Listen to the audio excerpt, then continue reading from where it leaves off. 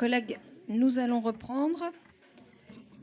Nous poursuivons donc l'examen du projet de loi instituant un système universel de retraite. Nous avons examiné 5 470 amendements. Il nous reste donc 14 083 amendements à examiner. Comme convenu cet après-midi, nous ferons le point en cours de soirée sur l'évolution de nos travaux. Monsieur Gouffier-Cha m'avait demandé la parole. Oui, merci Madame la Présidente. Je voulais intervenir pour faire une petite mise au point, puisque dans l'après-midi, une de nos collègues des Insoumis a eu des insinuations sur notre collègue Jacques Maire, en insinuant que parce qu'il avait travaillé à une époque chez AXA, que c'était pour ces raisons qu'il défendait la réforme de retraite, avec tous les sous-entendus grotesque, sincèrement, qu'il peut exister derrière. Et je voulais faire cette mise en point. Je trouve cette attaque d'une malhonnêteté intellectuelle particulièrement forte. Vous laisserez, Monsieur Prudhomme et Madame Fiat, je vous laisse le soin de transmettre le message à la collègue de votre groupe qui se reconnaîtra. Et je tiens à saluer en tout cas l'homme et la qualité de l'homme qui est Jacques Maire, qui effectivement a travaillé jusqu'en 2012 avec ça sur une certaine période et qui ensuite était revenu au Quai d'Orsay à la demande de Laurent Fabius pour créer la direction des entreprises et de l'économie au ministère des Affaires étrangères, qui ensuite a été dirigeant de Vigéo, agence de notation sociale et environnementale des entreprises, et qui, avant de devenir député, était ambassadeur représentant spécial du gouvernement pour l'aide aux pays en crise. Et moi, je me félicite en tout cas d'avoir des collègues qui ont eu une expérience professionnelle, qui ont une expertise reconnus et qui n'ont pas pour seule expertise et expérience uniquement des mandats politiques. Je tenais à le dire au début de cette soirée.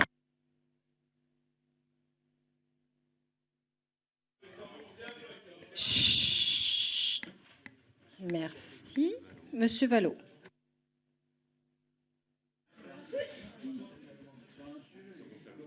Non, chacun prend bonne note de ce que vient de dire notre collègue rapporteur général et assurer Monsieur Maire que, voilà, je crois que chacun juge son travail simplement sur le fond de cette réforme et rien de plus. En tout cas, je vois aux applaudissements que, on a l'impression que vous revenez de 15 jours de Thalasso. C'est vraiment formidable. Et allez-y plus souvent, ça vous fera du bien. Hein, voilà. Bon. Merci Monsieur Vallaud. Je connais une époque où j'y allais aussi faire des petites Thalasso, vous le savez. Merci. Alors, ah bah oui, mais il ne faut pas chercher là-dessus.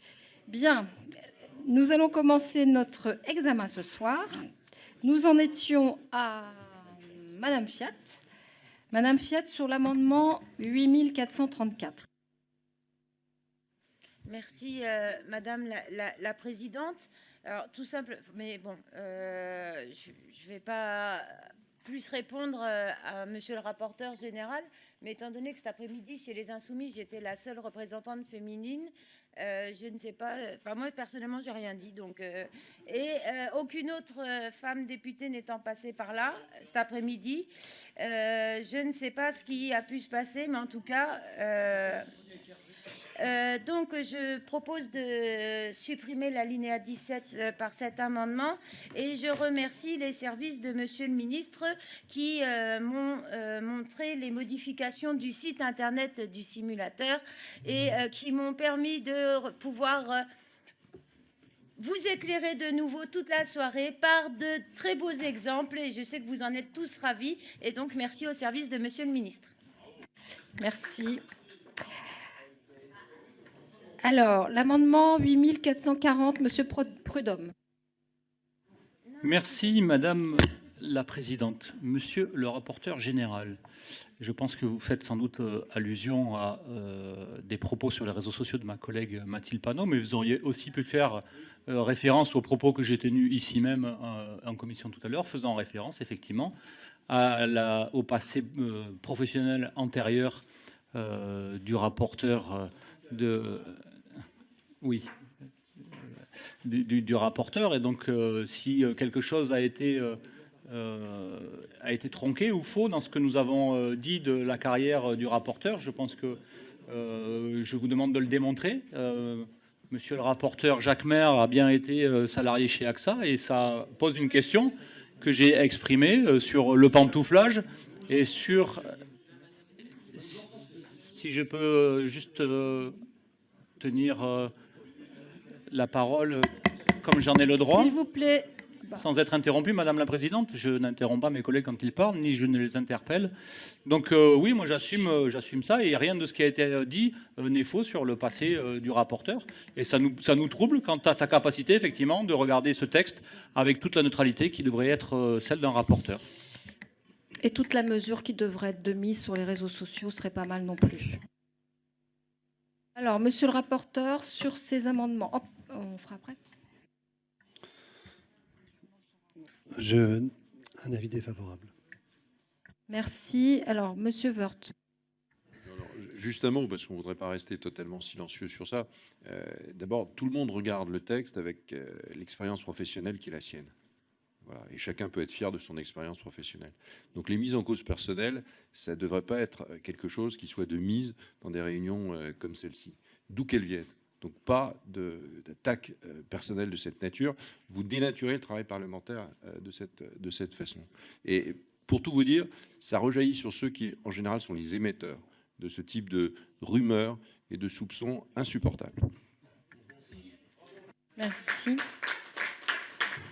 Alors, je mets ces amendements qui ont reçu un avis défavorable. Qui est pour? Qui est contre? Ils sont rejetés. L'amendement suivant, c'est un amendement du rapporteur, le 22-689. Monsieur le rapporteur, vous avez la parole. Merci Madame la Présidente. Donc nous sommes toujours dans l'optique d'un dialogue entre l'entreprise et le salarié au moment où il demande à pouvoir bénéficier, je dis bien il demande à pouvoir bénéficier d'une retraite progressive. Donc ce qui est proposé, c'est effectivement de casser le tabou qui existe et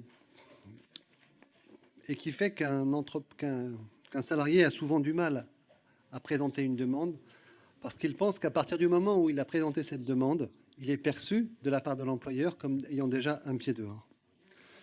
Le risque qu'il y a à avoir soit un délai trop court, ce qui a été soutenu par quelques collègues autour de la table, soit une absence de délai, c'est éventuellement de ne pas avoir de réponse, ou si le délai est trop court, c'est d'avoir une réponse négative, pure et simple, rapidement, pour se débarrasser du problème. Donc nous voulons éviter cette réponse négative, et comme vous le savez, quand une personne demande à pouvoir avoir une liquidation partielle, c'est un travail en matière de ressources humaines qui est sur le plan administratif extrêmement lourd, qui suppose de récupérer la carrière, les régimes, et qui suppose un travail préparatoire. Donc ce qui est proposé, c'est quelque chose en deux temps. C'est que dans un premier temps, l'employeur a l'obligation d'avoir une interaction physique, présentielle avec le salarié, qui permettra effectivement au salarié de déposer son dossier, d'éclairer sa demande. Ça, c'est prévu dans un délai de 2 mois. Et le 3e mois, c'est la finalisation du dossier sur le plan administratif. Au bout de 3 mois, la réponse est due. S'il n'y a pas de réponse, elle est positive. Voilà le sens de l'amendement. Merci. Merci. Y a-t-il des demandes d'expression? Non. Alors, je mets aux voix cet amendement du rapporteur. Ah, pardon, monsieur le ministre. Oui, merci Madame la Présidente, pardon. Monsieur le rapporteur, oui, j'ai un avis favorable sur cet amendement et je voulais l'exprimer à la fois parce que moi, il me paraît important de laisser un délai raisonnable, comme celui que vous proposez, de 3 mois à l'employeur pour répondre à la demande du salarié.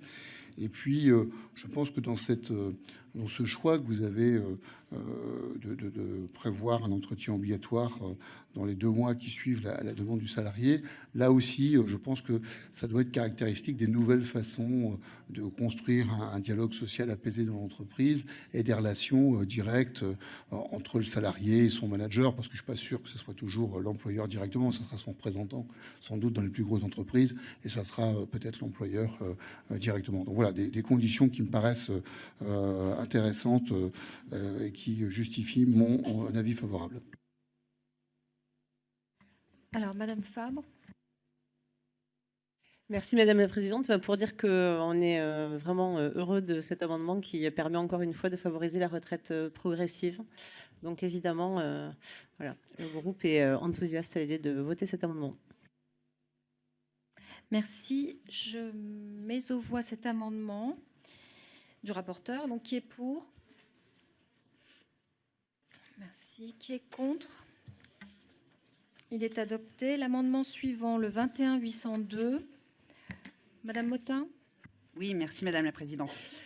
Dans le même esprit que ce que vient d'expliquer le rapporteur, et toujours pour sécuriser cette demande et faire en sorte que le salarié soit dans les meilleures conditions possibles pour la porter, nous souhaitons en fait préciser le motif de refus potentiel de l'employeur. Aujourd'hui, il est indiqué une incompatibilité dans la durée souhaitée avec l'activité économique. Nous, on propose de remettre la notion du motif économique raisonnable, qui en droit du travail est un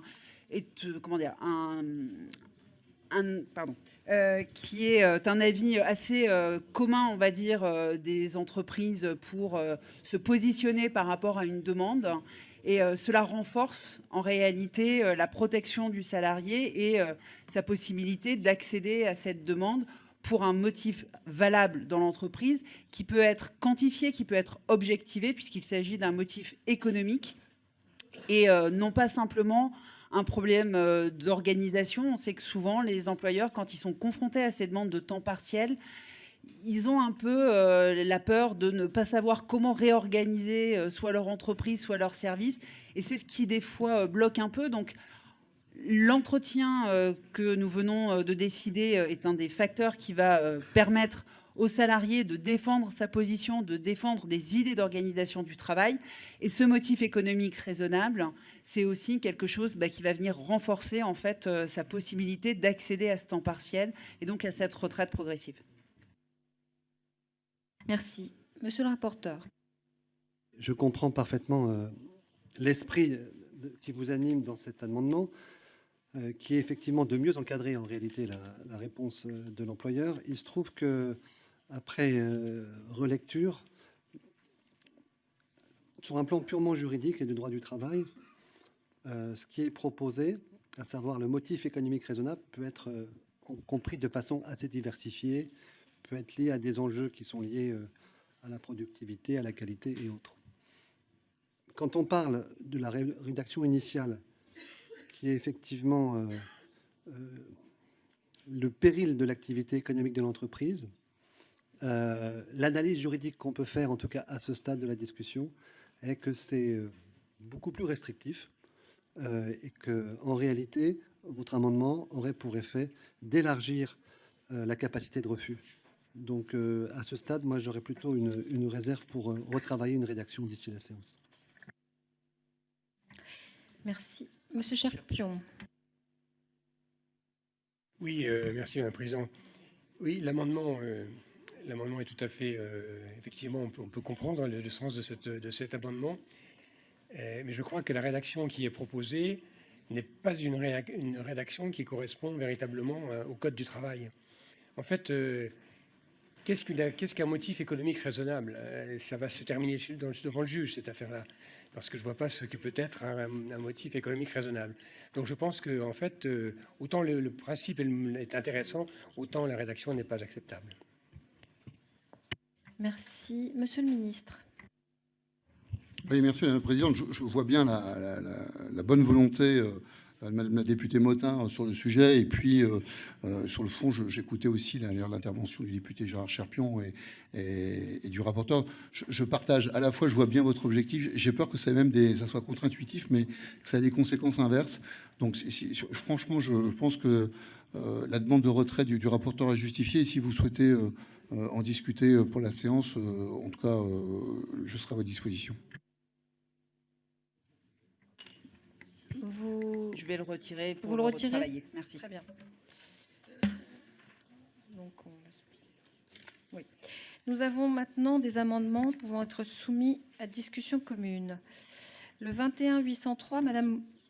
Ils sont tombés, pardon. Oh là là, je ne les ai pas entendus. Pardon. passe directement à cela. Hein. D'accord. À l'amendement suivant, Madame Fiat, le 8451. Ceux qui suivaient sont tombés. Défendu. D'accord. Et Monsieur Prudhomme, le 8457. Oui, merci Madame la Présidente. Par cet amendement, on souhaite revenir sur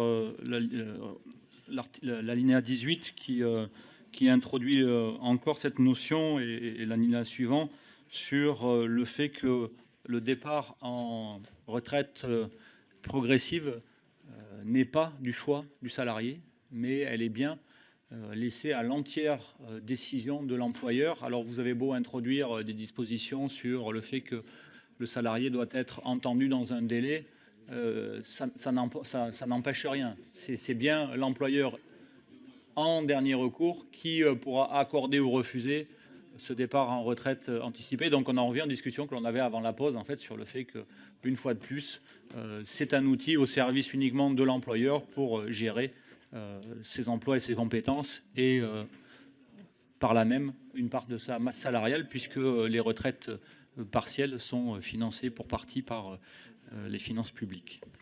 Merci, monsieur. Monsieur le rapporteur, sur ces amendements. Jurisprudence chapeau, défavorable. D'accord. Y a-t-il une demande d'expression? Non. Donc, je mets aux voix ces amendements qui ont reçu un avis défavorable. Qui est pour? Qui est contre? Ils sont rejetés. L'amendement suivant, le 8468, Madame Fiat. Merci. Et le suivant, le 8474, Monsieur Prudhomme.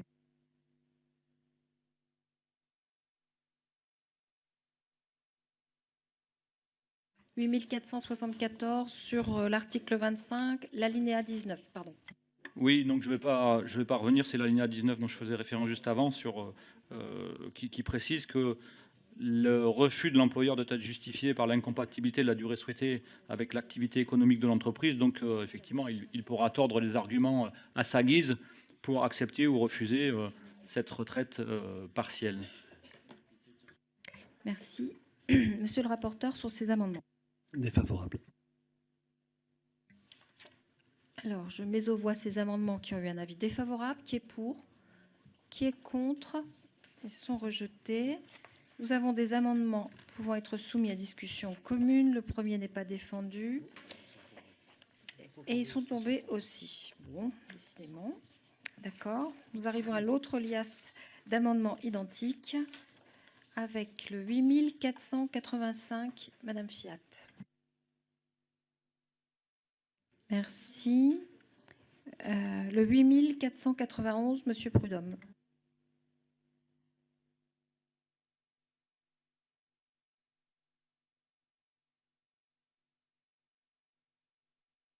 Je suis désolé du temps de latence de mes réponses, Madame la Présidente, mais j'ai un petit souci avec Elias qui est encore moins rapide que moi. Et donc, voilà. Sur l'alinéa 20, je vais parvenir. Je défendrai le suivant sur l'alinéa 21. Chut, s'il vous plaît. Alors, monsieur le rapporteur, sur ces amendements. Jurisprudence chapeau, défavorable. Merci. Je mets aux voix ces amendements qui ont un avis défavorable. Qui est pour? Qui est contre? Ils sont rejetés. L'amendement suivant, c'est le 8502, Madame Fiat.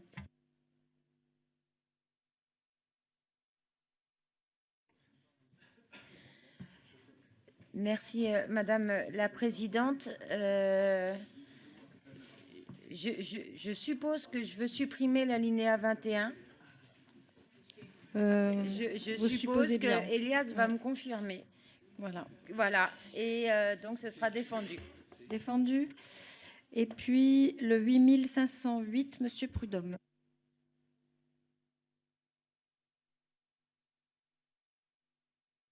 Défendu également. Merci. Alors, monsieur le rapporteur, sur ces amendements identiques. Oui, je pense que c'est important de réaffirmer à cette occasion qu'il y a une grande extension à travers cet alinéa, qui est celle de l'ouverture du droit à la retraite progressive pour les salariés en forfait jour. Et ça concerne un très grand nombre de salariés dans notre pays. Donc c'est un alinéa important, avis défavorable. Merci. Alors, je mets aux voix ces amendements qui ont un avis défavorable. Qui est pour? Qui est contre? Ils sont rejetés. Les amendements suivants. Le 8519, Madame Fiat.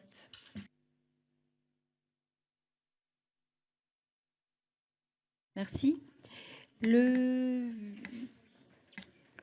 8525, Monsieur Prudhomme. Défendu. Merci. Monsieur le rapporteur, sur ces amendements. Défavorable.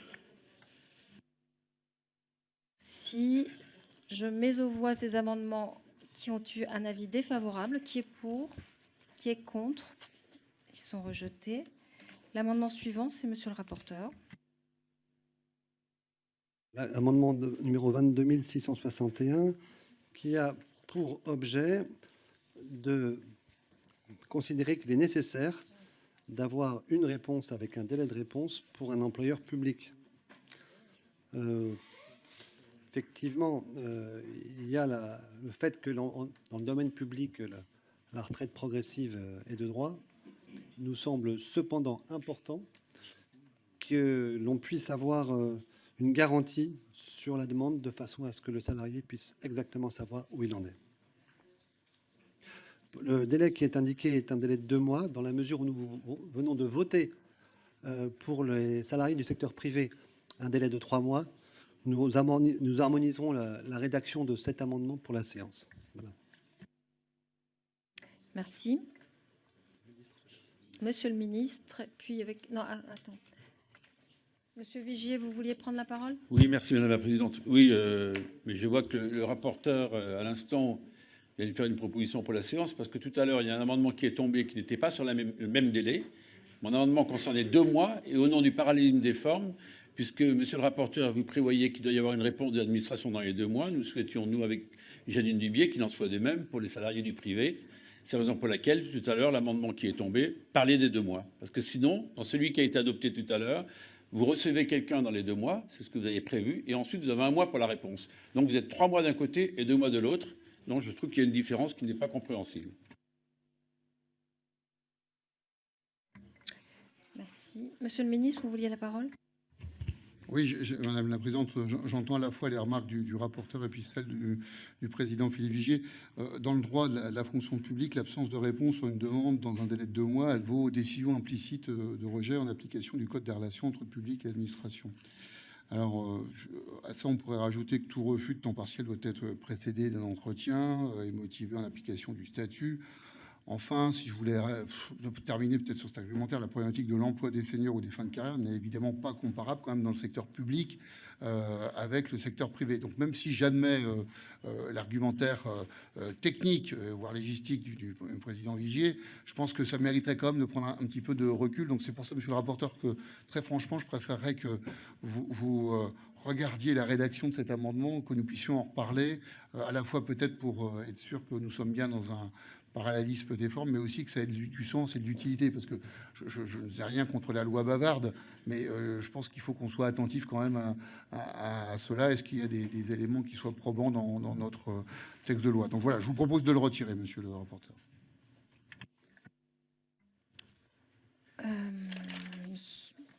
Oui, monsieur le rapporteur. Oui, je suis votre recommandation, nous le retirons.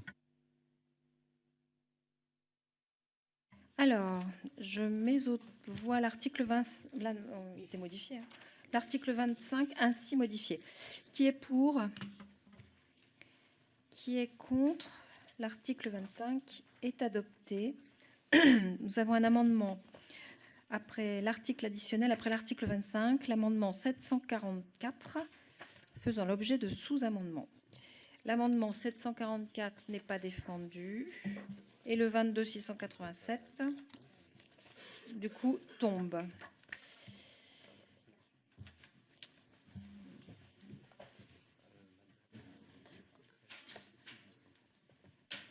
D'accord. Alors, nous commençons l'article 26 avec l'amendement 78-31, Monsieur Coquerel.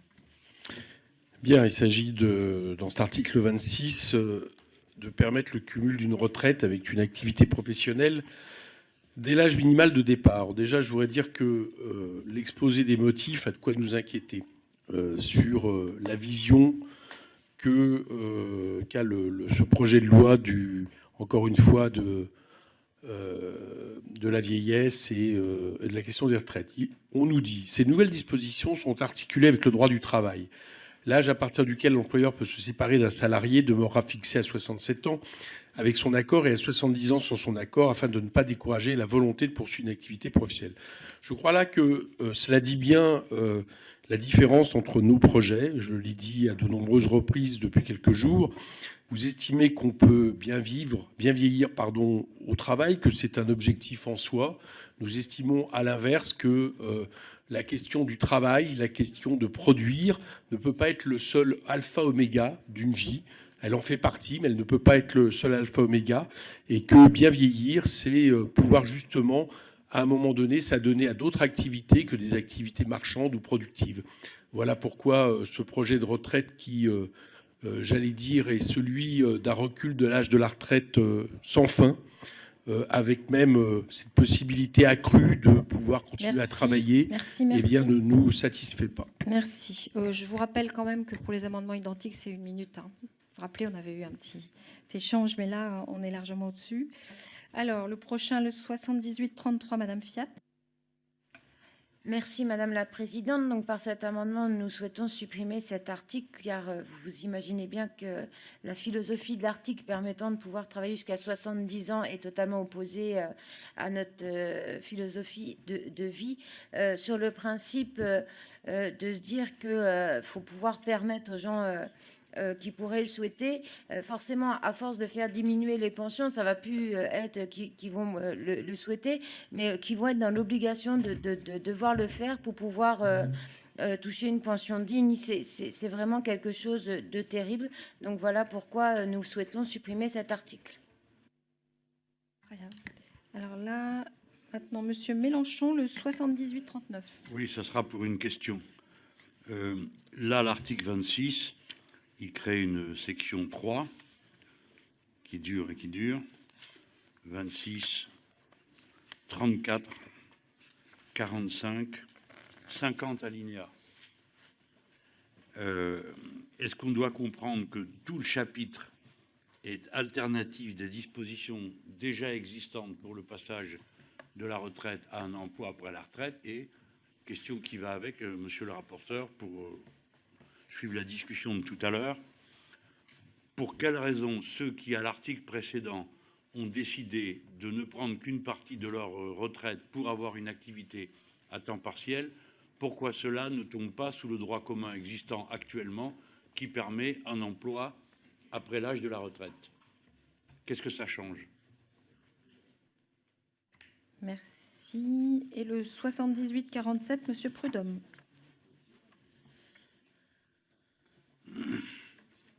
Ah oui, je coupe, pardon.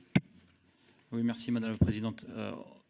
Suite à l'article 25, là, on franchit un nouveau cap, effectivement, dans comment on oblige ou on incite, mais je ne sais pas dans votre bouche où est la différence, les personnes à continuer d'occuper un emploi alors qu'ils pourraient juste profiter de cet âge de la vie qui est la retraite. Et moi, je vais remettre cet argument parce que je pense qu'il prend encore plus de force sur cet article 26 que sur le 25. C'est la problématique du marché de l'emploi et des 8 millions de chômeurs.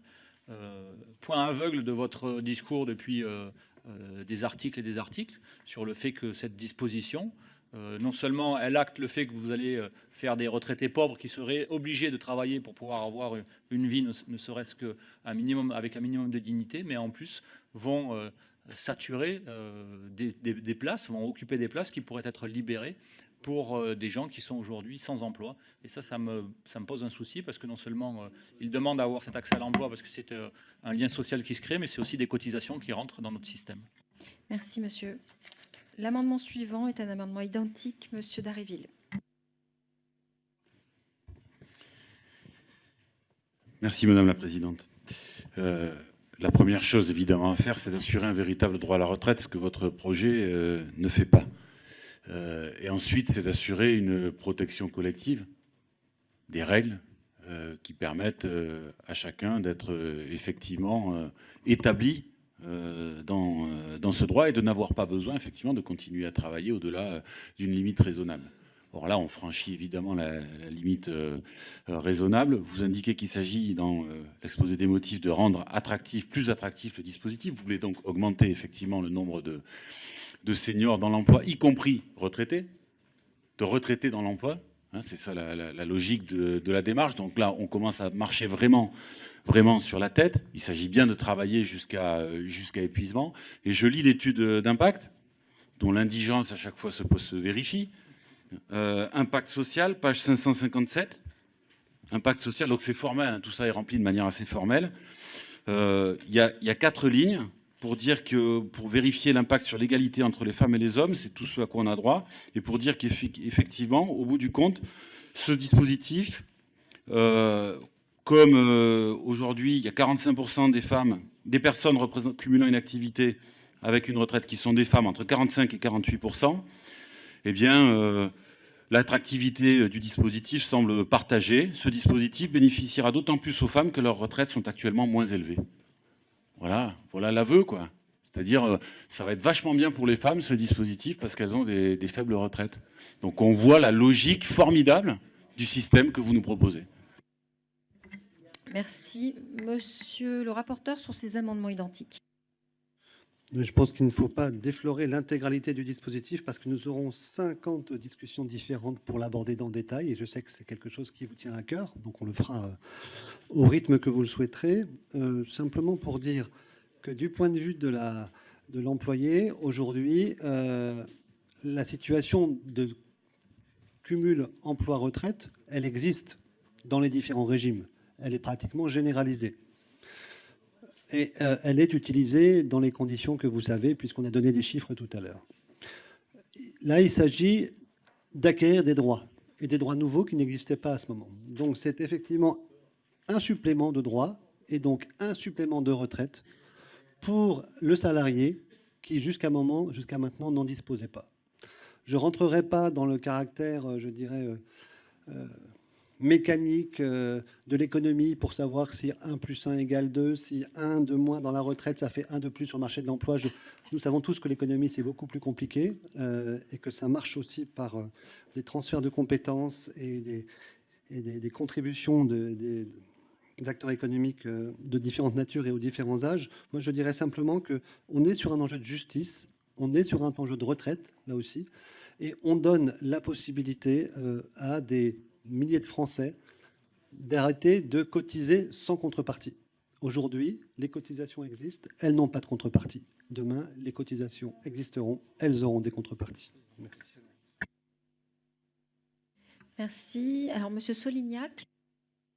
Merci Madame la Présidente. Moi, il me semble que quand on veut encourager le cumul emploi-retraite, c'est qu'on prévoit que les retraites ne seront pas suffisantes. Sinon, ça n'est pas nécessaire de l'encourager. Mais j'aurais une question à vous poser. Vous évoquez souvent la liberté de choix dans le départ à la retraite. Ça fait partie de vos éléments de langage. Et il me semble que cet article 26 génère plus de freins ou de contraintes que de liberté. Cet article 26, comme vient de le rappeler le rapporteur, permet aux retraités d'exercer une activité qui va ouvrir de nouveaux droits à la retraite. Si on lit un peu plus dans le détail, on s'aperçoit que ces retraités ne pourront faire l'acquisition de droits qu'à partir de l'âge d'équilibre. Et donc, ma question porte sur ceux qui partiront 2 ans avant cet âge d'équilibre. Est-ce à dire que ces gens-là vont travailler, vont cotiser sans s'ouvrir des droits? Ma question, elle est précise. Quelqu'un qui part 2 ans avant l'âge d'équilibre, va-t-il travailler, cotiser sans s'ouvrir des droits? Si votre réponse est oui, est-ce qu'il n'y a pas là une forme une rupture d'égalité? Et surtout, est-ce que l'on ne contraint pas quelqu'un à travailler plus encore pour aller jusqu'à l'âge d'équilibre? Merci. Monsieur Dor.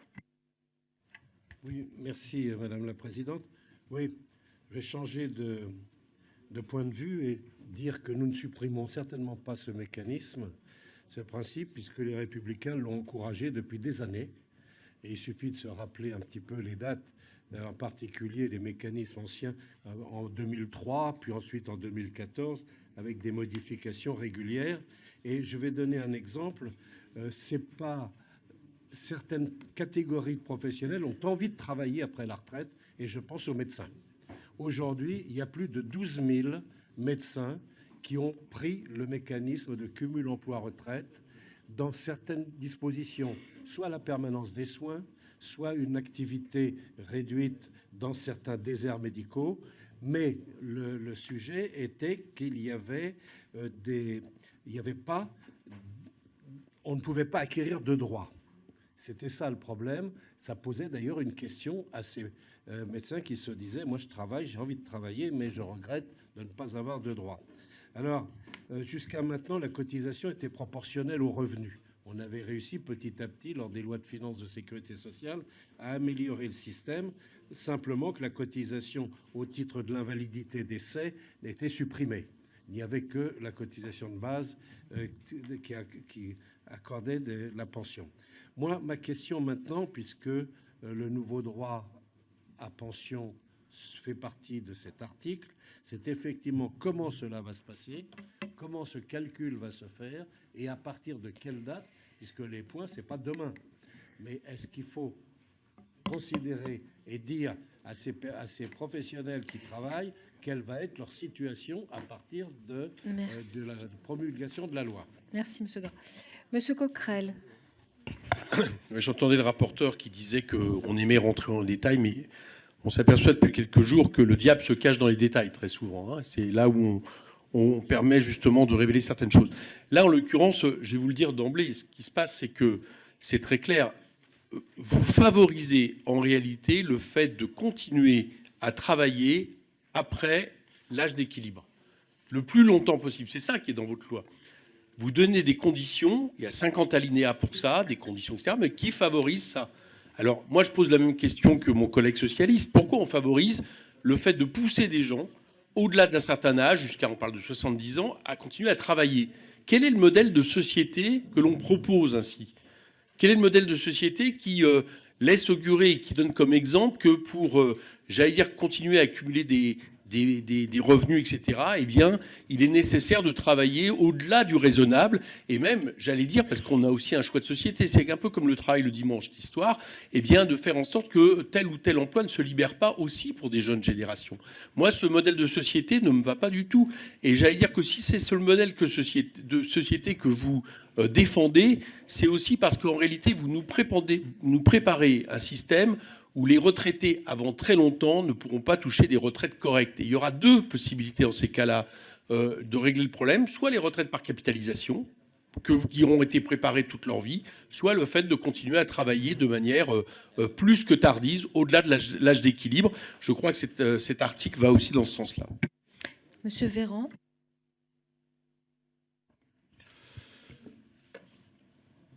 Je rejoins ce que dit Jean-Pierre Dor, parce qu'en vieux routier du PLFSS, on sait que chaque année, d'ailleurs, moi je suis prêt à ressortir les votes du dernier PLFSS, parce que je crois bien que sur tous les bancs, tout le monde était d'accord pour augmenter le plafond permettant aux médecins libéraux de continuer à exercer une activité une fois retraités, pour pouvoir augmenter leurs revenus et les inciter à travailler.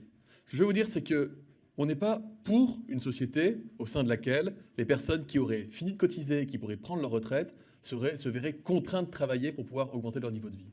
On n'est pas non plus, comme vous semblez l'être, dans une société de la contrainte et de l'interdit. Vous êtes en train d'interdire. Non, votre amendement, il vise à interdire des personnes qui souhaiteraient conserver une activité de pouvoir le faire dans de bonnes conditions. Nous sommes en train de dire qu'il n'y a aucune raison de l'interdire, pas non plus de l'encourager et encore moins de l'obliger, mais de le rendre possible. Et vous êtes très content lorsque c'est rendu possible dans certaines catégories professionnelles, notamment dans la lutte contre les déserts médicaux, mais pas que. Je vous invite à relire, encore une fois, chaque débat budgétaire que nous avons à l'automne, où les amendements se succèdent et qui sont votés, y compris très largement sur les bancs de la gauche, de toutes les gauches, permettant à des personnes retraitées de continuer à travailler. Donc un peu de cohérence et ne nous cornérisez pas en faisant croire que le modèle de société, c'est un modèle dans lequel on serait obligé de travailler au-delà de la retraite. Ce n'est pas ça, mais nous ne sommes, je le redis, pas pour une société de l'interdit. C'est vous, la société de l'interdit. Merci, Monsieur Mattei. Oui, moi je trouve que c'est une mesure, je dirais, qui correspond à un vrai besoin l'on rencontre dans le monde classique. Je veux dire par là que des personnes aient envie d'apporter encore de leur expérience. Et alors on parle des médecins, mais ça peut être aussi dans le domaine juridique. Il n'y a pas que le domaine médical, dans le domaine d'expertise, où là on a des gens qui ont une longue expérience et qui peuvent, par un travail rémunéré, je dirais, donc dans la même entreprise, pouvoir clairement exercer une activité. Moi, je trouve que c'est un régime de simplification. Est-ce que vous préférez qu'ils montent une société de conseil, qui facture des prestations, enfin tout un tas de montages qui sont pas très transparents, on va dire. Puis moi, je suis un peu étonné. Vous n'empêchez pas quelqu'un de boursicoter derrière son ordinateur à 75 ans et créer du capital. Donc c'est une activité, au contraire, qui apporte de l'expérience, je dirais, qui est vraiment très ciblée. Ce sont des activités très ciblées qui sont liées à l'expérience de toute une vie. Donc je trouve que c'est un système sain, transparent et qui permet d'acquérir quelques points à la retraite. À mon avis, ça ne va pas créer un déséquilibre énorme, mais à mon avis, c'est tout à fait un régime d'équité. On fera un tour après. Donc je mets aux voix ces amendements de suppression de l'article. Qui est pour? Qui est contre? Ils sont rejetés. Une autre série d'amendements. Alors, Monsieur Coquerel, le 83-67. Ouais, ça me permet de répondre à Monsieur Véran. Non, on n'est pas pour une société. La question n'est pas d'être pour une société de contraintes ou de ce que vous dites. La question, c'est d'avoir une certaine philosophie de la société. Alors oui, je vous le dis, nous ne sommes pas pour favoriser le fait que le modèle de société que préconisé est celui d'un travail de manière indéfinie, comme ça, prolongé dans le temps, et qui serait d'autant plus favorisé qu'en réalité, les moyens, à un moment donné, de subsistance correcte et digne seraient repoussés toujours plus tard. Le problème de cet amendement, de cet article, en soi, c'est qu'il est à l'intérieur d'une réforme où ce que vous proposez, c'est le recul global de départ de l'âge de la retraite. C'est ça qui est dans votre texte. On ne peut pas l'isoler tout seul. Et donc, à partir de là, vous reculez toujours le départ de l'âge de la retraite avec vos histoires de bonus-malus. Et ce que vous proposez, en réalité, pas seulement pour les médecins, excusez-moi, cet article ne concerne pas seulement pour les médecins, ou alors il faut le dire, il faut l'écrire, c'est pas écrit, d'accord? C'est le fait que vous allez favoriser le fait qu'on puisse continuer à cumuler les deux jusqu'à je ne sais plus quel âge. Et bien ça montre bien qu'il y a un choix de société qui n'est pas le même. Le 8371, Madame Fiat. Merci, Madame la Présidente. Par cet amendement, nous souhaitons supprimer l'alinéa 1. Vous me connaissez, Madame la Présidente, je ne remets jamais en cause la parole de Monsieur le rapporteur général du projet de loi de financement de la sécurité sociale, mais j'ai quand même un petit doute sur ce qu'il vient de dire sur nos votes pendant le PLFSS sur les médecins qui voudraient travailler plus longtemps et sur le fait qu'on leur permettrait de gagner plus pour ça. Mais je ne remets pas en cause les propos, mais je vais quand même vérifier pour. Mais ce serait très étonnant que j'ai voté pour ceci. Merci. Le 85-50, Monsieur Mélenchon. Merci. On se répète un peu là, hein, parce qu'on revient. Non, mais moi j'essaye de suivre le fil de la discussion. Il y a des arguments qui avancent. Non, ne dites pas qu'on a passé notre temps à se répéter, c'est pas vrai. Il y a des discussions qui avancent, des points de vue qui s'éclairent. Moi je trouve très intéressant ce qui se passe ici. Hein. Bon, alors là on est. Vous avez donné, collègue Véran, l'exemple des médecins. Bon, je vais regarder ce qui a été voté par les uns et les autres, bien sûr. Mais là nous sommes dans une profession en tension. Nous avons des déserts médicaux partout. Alors qu'on demande à ceux qui savent y faire, dire bah, écoutez, restez encore un peu parce qu'on manque de bras. Oui, ça on comprend. Mais il y a deux choses à dire. Premièrement, ce n'est pas le cas des autres professions. Donc ne mettons pas une profession en tension à égalité avec toutes les autres. Et je dis bien toutes les autres, parce que sinon on n'aurait pas un tel taux de chômage. Et deuxièmement, faisons pas comme si c'était cette loi qui a inventé l'emploi cumul, le cumul emploi-retraite. Parce que des lois cumul emploi-retraite, il y en a depuis 2003 et ça change tous les 2 ans. Alors, il ne faudrait pas faire croire que ce texte vient d'inventer ça. Ce que je demandais tout à l'heure, c'est qu'est-ce que ça change? Et après, on peut affirmer un désaccord. Moi, je ne suis pas d'accord, parce que les gens qui restent au boulot, c'est parce qu'ils ne peuvent pas faire autrement. Bien sûr, il y en a, c'est par goût, par plaisir, parce qu'ils nous apportent beaucoup. Mais ce n'est pas le cas de la grande majorité. Et je veux redire que priorité aux jeunes, les amis. Il y en a 19% qui sont au chômage. 540 000, eux d'abord. Les autres, ils peuvent passer leur tour. Ils peuvent faire autre chose. Par exemple, la retraite. Merci, Monsieur Mélenchon. Le 8555, Monsieur Prudhomme. Oui, en fait, c'est ce qui a été évoqué par les collègues de la majorité.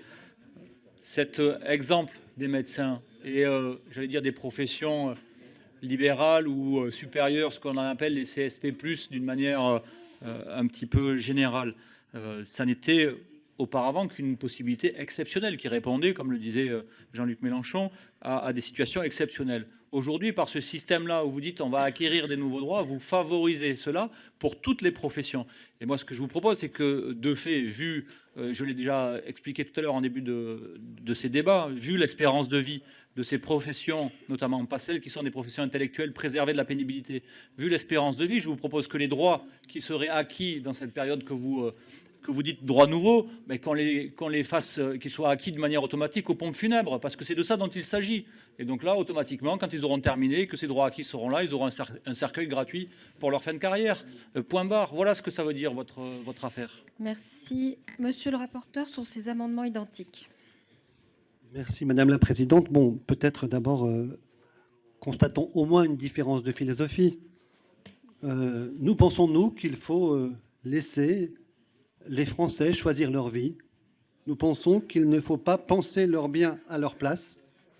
Nous pensons qu'il faut les laisser travailler s'ils le souhaitent et cotiser, et que ceux qui proposent de les laisser comme aujourd'hui travailler et cotiser sans contrepartie, parce que c'est mieux pour eux, sont dans une situation je dirais, de diktat que je trouve, de mon point de vue, moi, totalement antilibéral au grand sens du terme. Ceci étant dit, je pense qu'il faut aller un cran plus loin parce qu'il y a des dangers. Il y a des dangers dans ce texte. Il y a des dangers dans le cumul emploi-retraite. Nous en sommes d'accord. Il faut regarder comment est-ce qu'on les prend en considération. Il y a deux formes de cumul. Il y a le cumul partiel et le cumul intégral.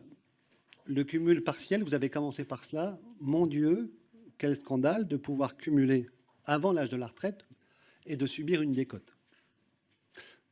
Vous avez commencé par cela. Nous pensons effectivement qu'il y a un danger avec un cumul qui est avant l'âge d'équilibre. Ce risque, c'est un risque d'externalisation. C'est le risque où un employeur fait sortir un salarié pour pouvoir ensuite le réembaucher et le payer moins puisqu'il aura liquidé sa retraite. Ce risque-là, Président Mélenchon, nous l'avons identifié et nous le combattons. Nous le combattons de deux façons. D'abord avec le délai de carence de 6 mois, qui permet effectivement de prendre en considération le fait que c'est beaucoup plus compliqué pour un employeur de faire sortir 6 mois un salarié pour le reprendre juste après. Et nous le combattons par le fait que cet employé, ce salarié, pendant cette période qui est antérieure à l'âge d'équilibre, n'acquérera pas de points. Donc nous ne souhaitons pas favoriser ce cumul partiel en tant que processus qui se généralise, parce que nous pensons effectivement qu'il y a un risque à ce moment-là d'externalisation importante. C'est aussi pour ça qu'il y a une limitation de la rémunération qui est prévue, 160% du SMIC, ou bien 3 fois la moyenne des revenus des 3 dernières années. Une fois qu'on a dépassé l'âge d'équilibre, on est dans le cumul intégral.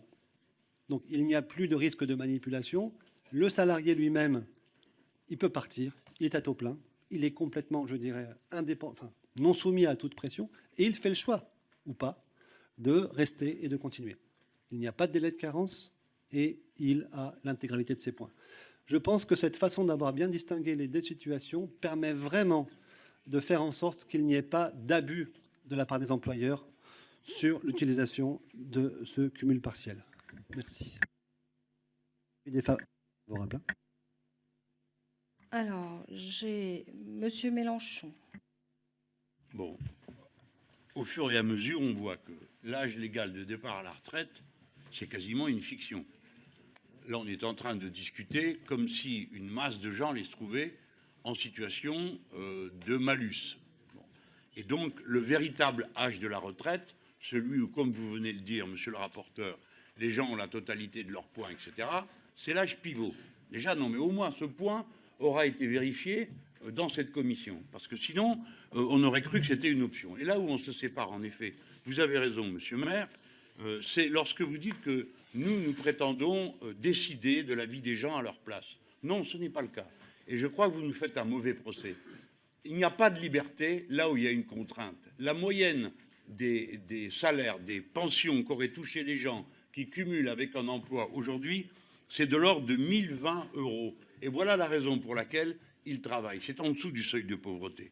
Alors, après, je mets cette question de côté pour vous montrer qu'il n'y a pas de liberté dans ce cas-là. Si vous êtes, par exemple, un Parisien, essayez de vivre avec 1 000 €, c'est absolument impossible. Absolument impossible. Et il n'y a pas qu'un Parisien. Il y a bien des endroits dans ce pays où on en est au même point. Je dis un Parisien. Pourquoi? À cause du niveau des loyers. Enfin, alors j'ai déjà épuisé mon temps. Bon, alors après, il y a la question de la production qui me paraît être l'argument qui doit nous intéresser. Je vous demande juste d'écouter ça. J'ai connu ça quand on a eu voté la retraite à 60 ans. Il y avait des paquets de gens qui disaient priorité aux jeunes.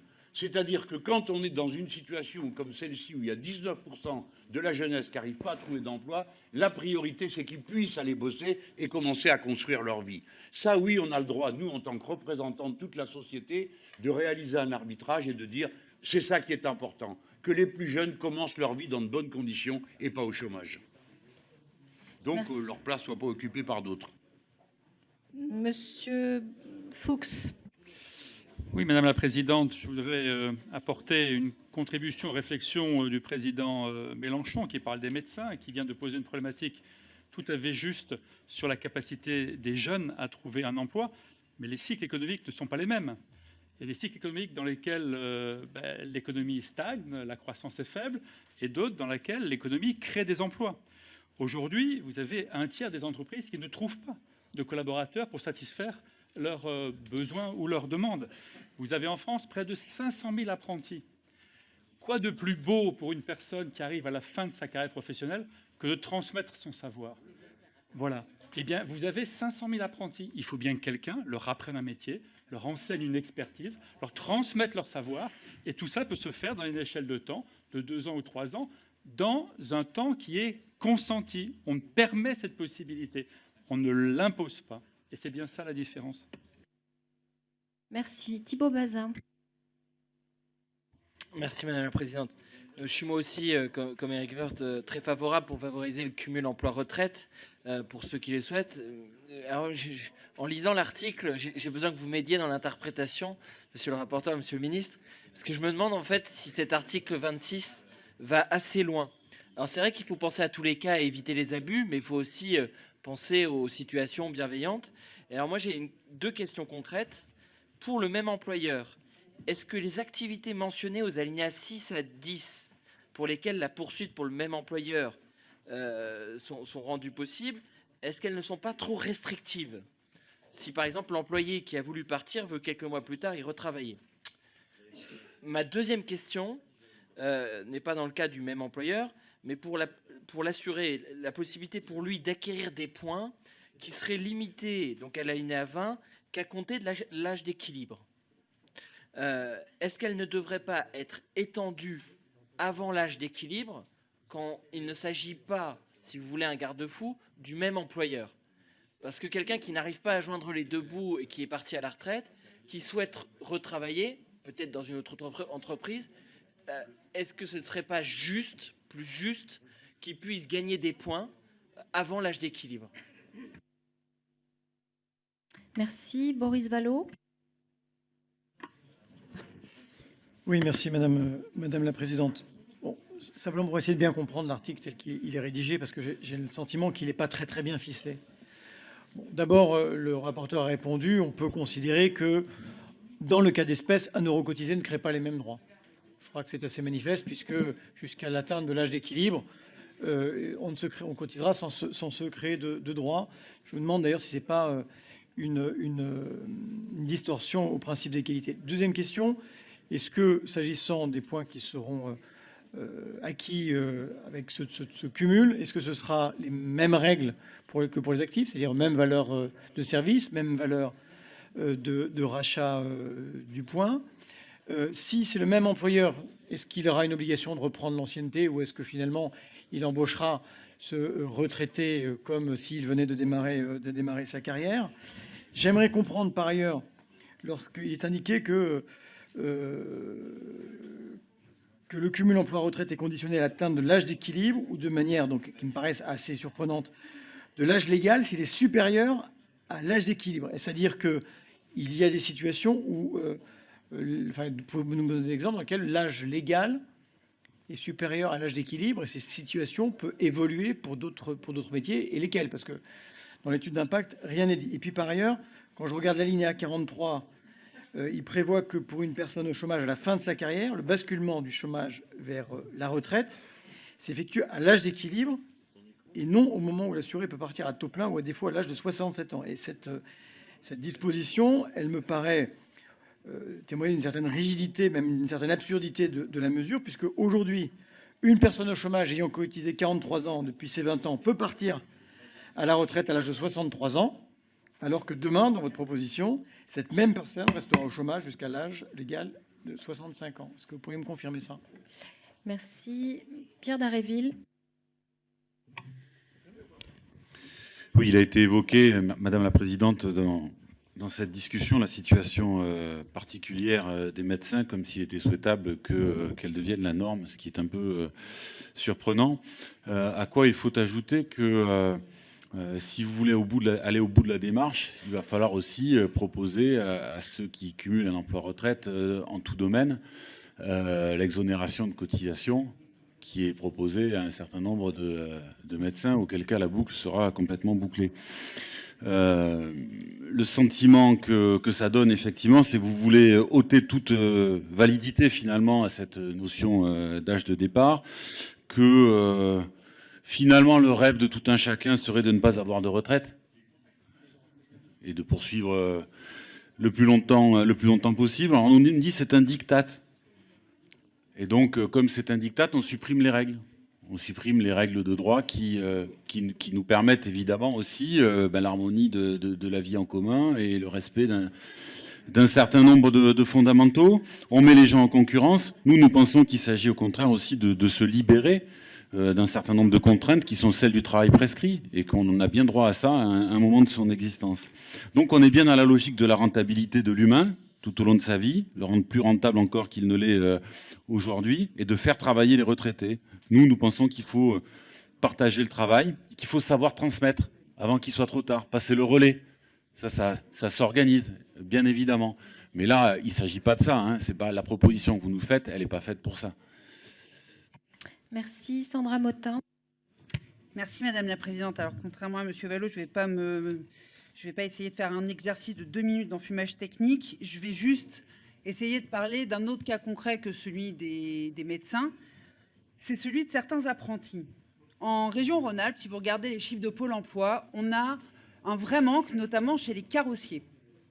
Carrossier, c'est un beau métier qui s'apprend dans des CFA, sauf que des fois, les CFA, dans notre région, ils n'ont pas été bien dimensionnés et donc ils n'ont pas assez formé de jeunes.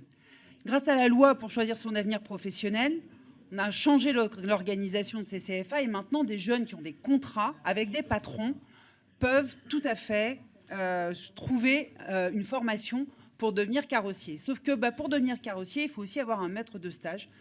Et quand on a une population qui est vieillissante dans un métier, qu'on n'avait pas les apprentis formés pour les remplacer, heureusement qu'ils peuvent cumuler emploi et retraite pour pouvoir former ces jeunes apprentis, parce que là, c'est les pouvoirs publics qui ont été défaillants et qui n'ont pas forcément formé tous les jeunes qu'il aurait fallu. Moi, je me réjouis que grâce à cette nouvelle disposition, surtout, ces gens-là, ils vont aussi pouvoir avoir des droits en face. Parce que moi, j'ai connu l'époque où, quand on était en cumul emploi-retraite, on avait une cotisation patronale, mais pas de cotisation salariale. Et puis après, j'ai connu l'époque où on a rajouté une cotisation salariale. Et je peux vous assurer que l'injustice de cette cotisation qui ne produisait aucun droit, elle était ressentie par toutes les personnes et que ça freinait beaucoup de gens pour accepter ce cumul emploi-retraite. Là, on corrige ce défaut de droit Et je pense que ça va inciter des gens, effectivement, à rester pour notamment, dans ces métiers en tension, pouvoir continuer à donner la main à des jeunes et à les faire rentrer sur le marché du travail parce qu'on ne peut pas juste le faire d'un claquement de doigts. Merci. Alors, je mets aux voix ces... Ah, pardon, monsieur le ministre, vous voulez parler? Merci, Madame la Présidente. Oui, un mot, parce que je trouve que c'était intéressant comme débat sur la façon dont on envisage la société. Le rapporteur, Madame Motin, Monsieur le député Fuchs ont bien expliqué, puis je crois aussi sur le fond, Monsieur Thibault Bazin, Monsieur Dor. Oui, vous avez aussi très bien expliqué, Monsieur le député Pierre Dharréville, mais je voulais opposer vos lectures. Donc je commençais par la première lecture.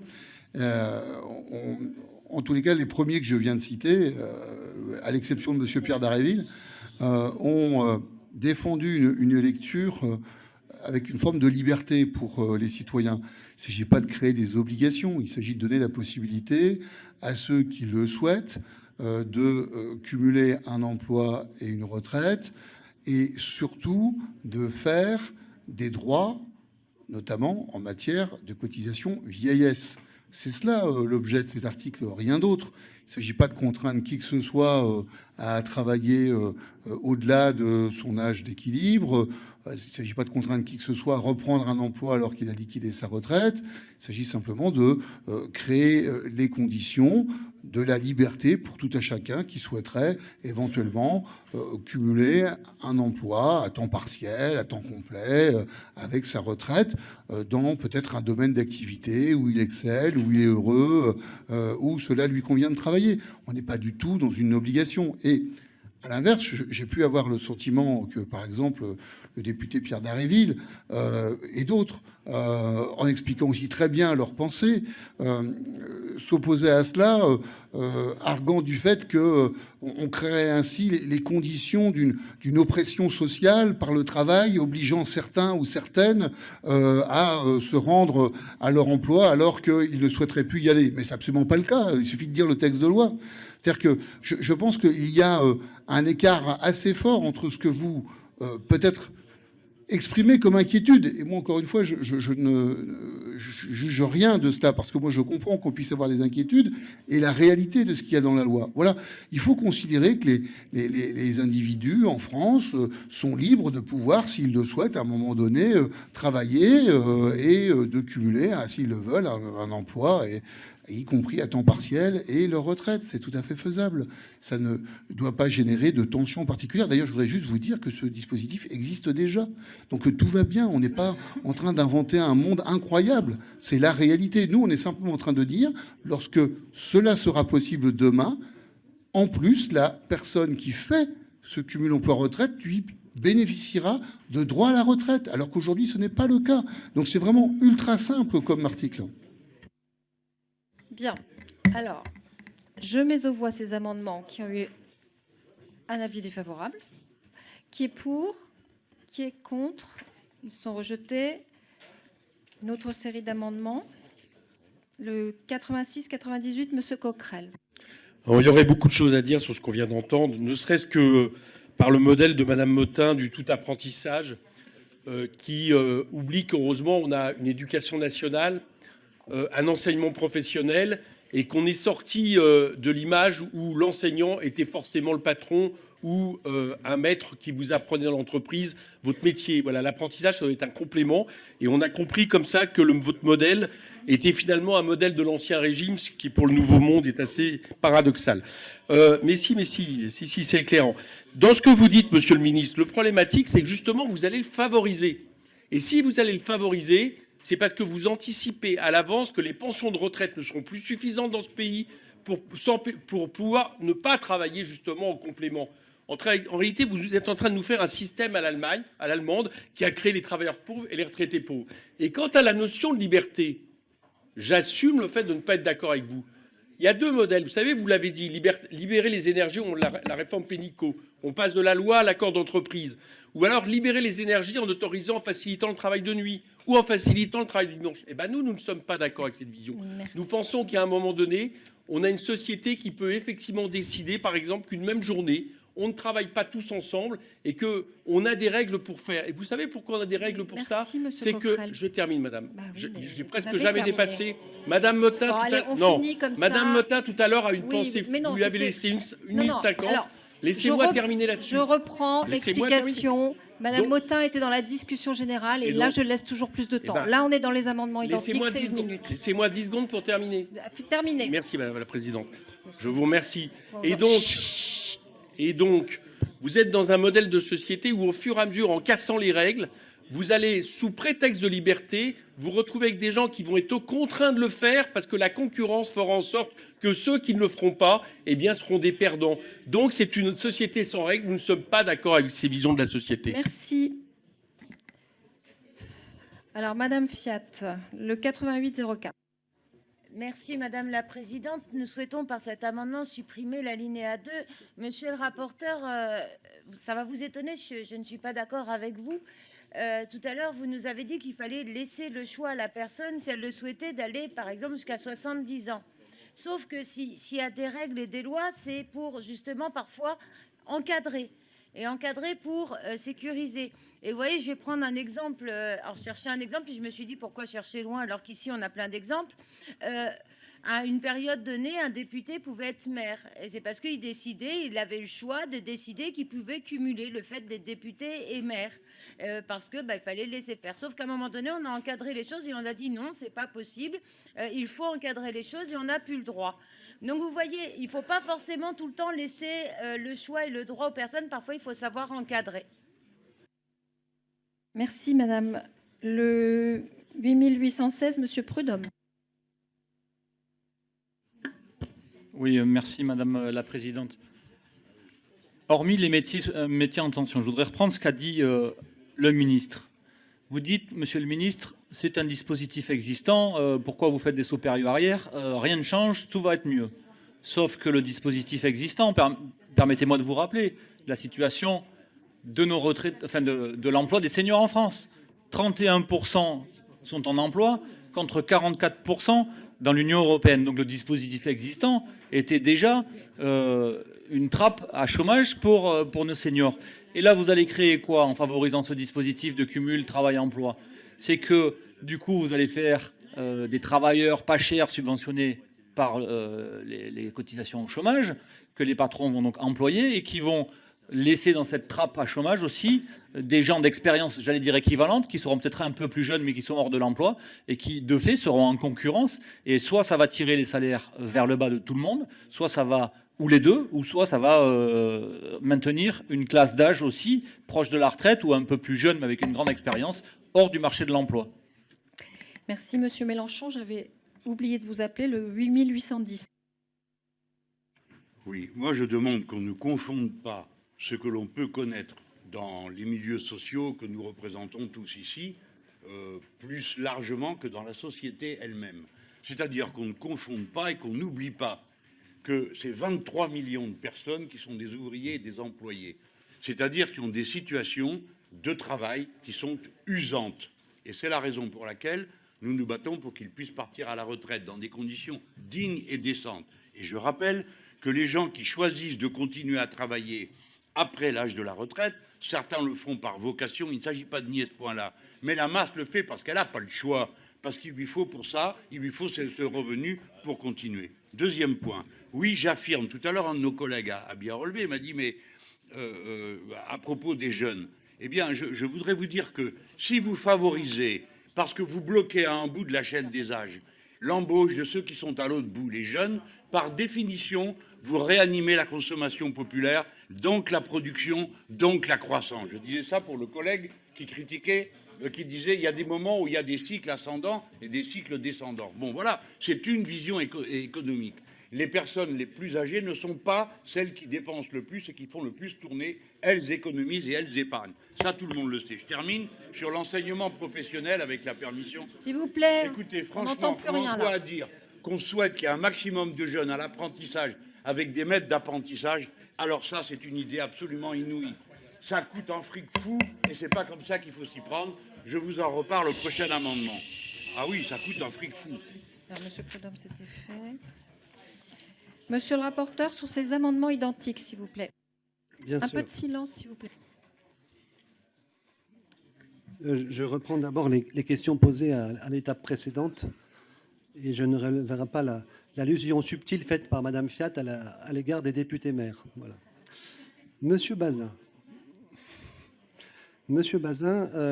vous vouliez des précisions quant à la nature de la distinction des activités mentionnées à l'article 6 à 10 et pourquoi est-ce qu'on faisait effectivement deux poids, deux mesures suivant les activités. S'il vous plaît, on n'entend rien. Les activités mentionnées aux alinéas 6 à 10 sont des activités qui sont d'une nature particulière, vous l'avez noté, enseignement artistique, profession littéraire, etc., qui ne donnent pas forcément lieu à un contrat de travail. Pour les autres, effectivement, il y a une obligation de condition de rupture avec l'employeur. Et cette obligation de rupture n'empêche pas, en cas de cumul intégral, de pouvoir retravailler avec le même employeur le lendemain matin. C'est tout à fait possible. Auquel cas, entre-temps, il y a eu la rupture, il y a eu la liquidation. Et il y a donc le cumul. Pour M. Vallot, vous avez fait référence à la distinction entre les différentes applications des âges d'équilibre. Alors, il y a effectivement, je reconnais avec vous, c'est assez complexe. Excusez-moi, rapporteur, essaie de répondre à tout le monde. Merci. Je reconnais que c'est assez complexe puisque l'âge d'équilibre est fixé à un moment donné à une portée générale, mais il peut être aussi décliné de façon différente suivant les régimes, et notamment, suivant les dérogations qui permettent d'avoir des départs anticipés. Et donc, à titre d'exemple, effectivement, la retraite pour carrière longue, article 28, l'âge d'équilibre est abaissé. C'est le cas aussi pour la retraite pour handicap, article 29. Et dans ce cas, ces assurés peuvent bénéficier du cumul emploi-retraite intégral dès l'âge de 62 ans, sans avoir besoin d'attendre l'âge d'équilibre de droit commun. Ce que vous disiez sur la valeur du point, Monsieur Vallot, effectivement, la conséquence d'interdire des espèces de manipulations du côté de l'employeur pour, comme je disais, externaliser l'emploi à des moments de vulnérabilité du salarié, la conséquence, effectivement, c'est un travail sans contrepartie en termes de points, mais nous l'assurons. J'en m'en tiendrai à ce stade à un avis défavorable. Alors, Monsieur Vallot. Oui, merci, monsieur le rapporteur, pour les tentatives d'explication qu'il m'a données. Il y avait aussi sur l'article 43 le basculement d'une personne au chômage en fin de carrière vers la retraite et les conséquences qu'il y a pour lui, l'emploi cumul retraite. Par ailleurs, sur les carrières longues, l'âge d'équilibre, c'est 62 ans. Donc, il n'y a pas de différence en l'occurrence. Donc, l'exemple que vous avez donné en l'espèce n'était pas le bon. J'avais posé d'autres questions sur la valeur de points et la valeur de service, puisqu'il y a un écart de 2 ans. Donc, comment ça court entre ces 2 ans où il ne se crée pas de droit. Voilà. Et puis dire à Madame Motin que ce qu'elle considère dans le fumage technique, elle peut simplement dire qu'elle n'a pas compris la question. Il n'y a rien d'infamant. Moi, de temps en temps, vous parlez, je ne comprends pas. Donc, voilà, ayez cette modestie.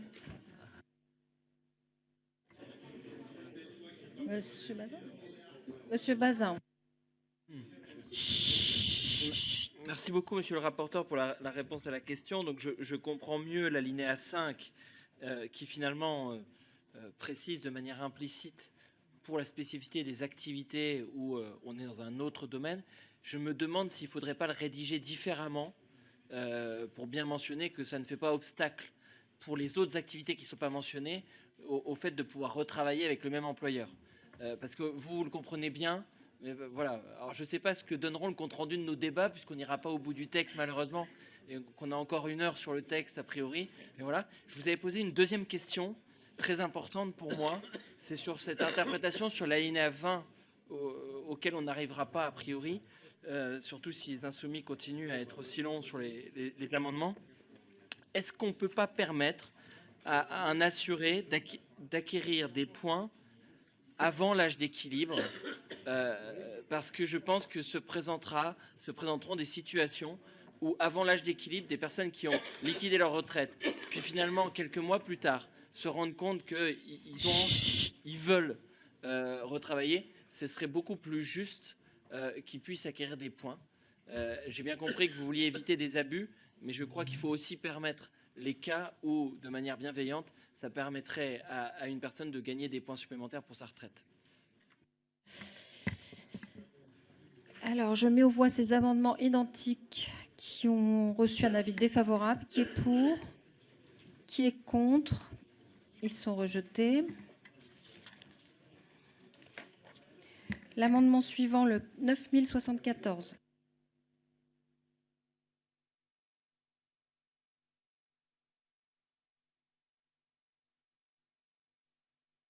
Attends, moi, j'ai vu Là, je dois dire que j'ai un Défendu. Merci. Le 9079, Madame Fiat. 9082, alors Monsieur Mélenchon. Je veux compléter mon propos de tout à l'heure.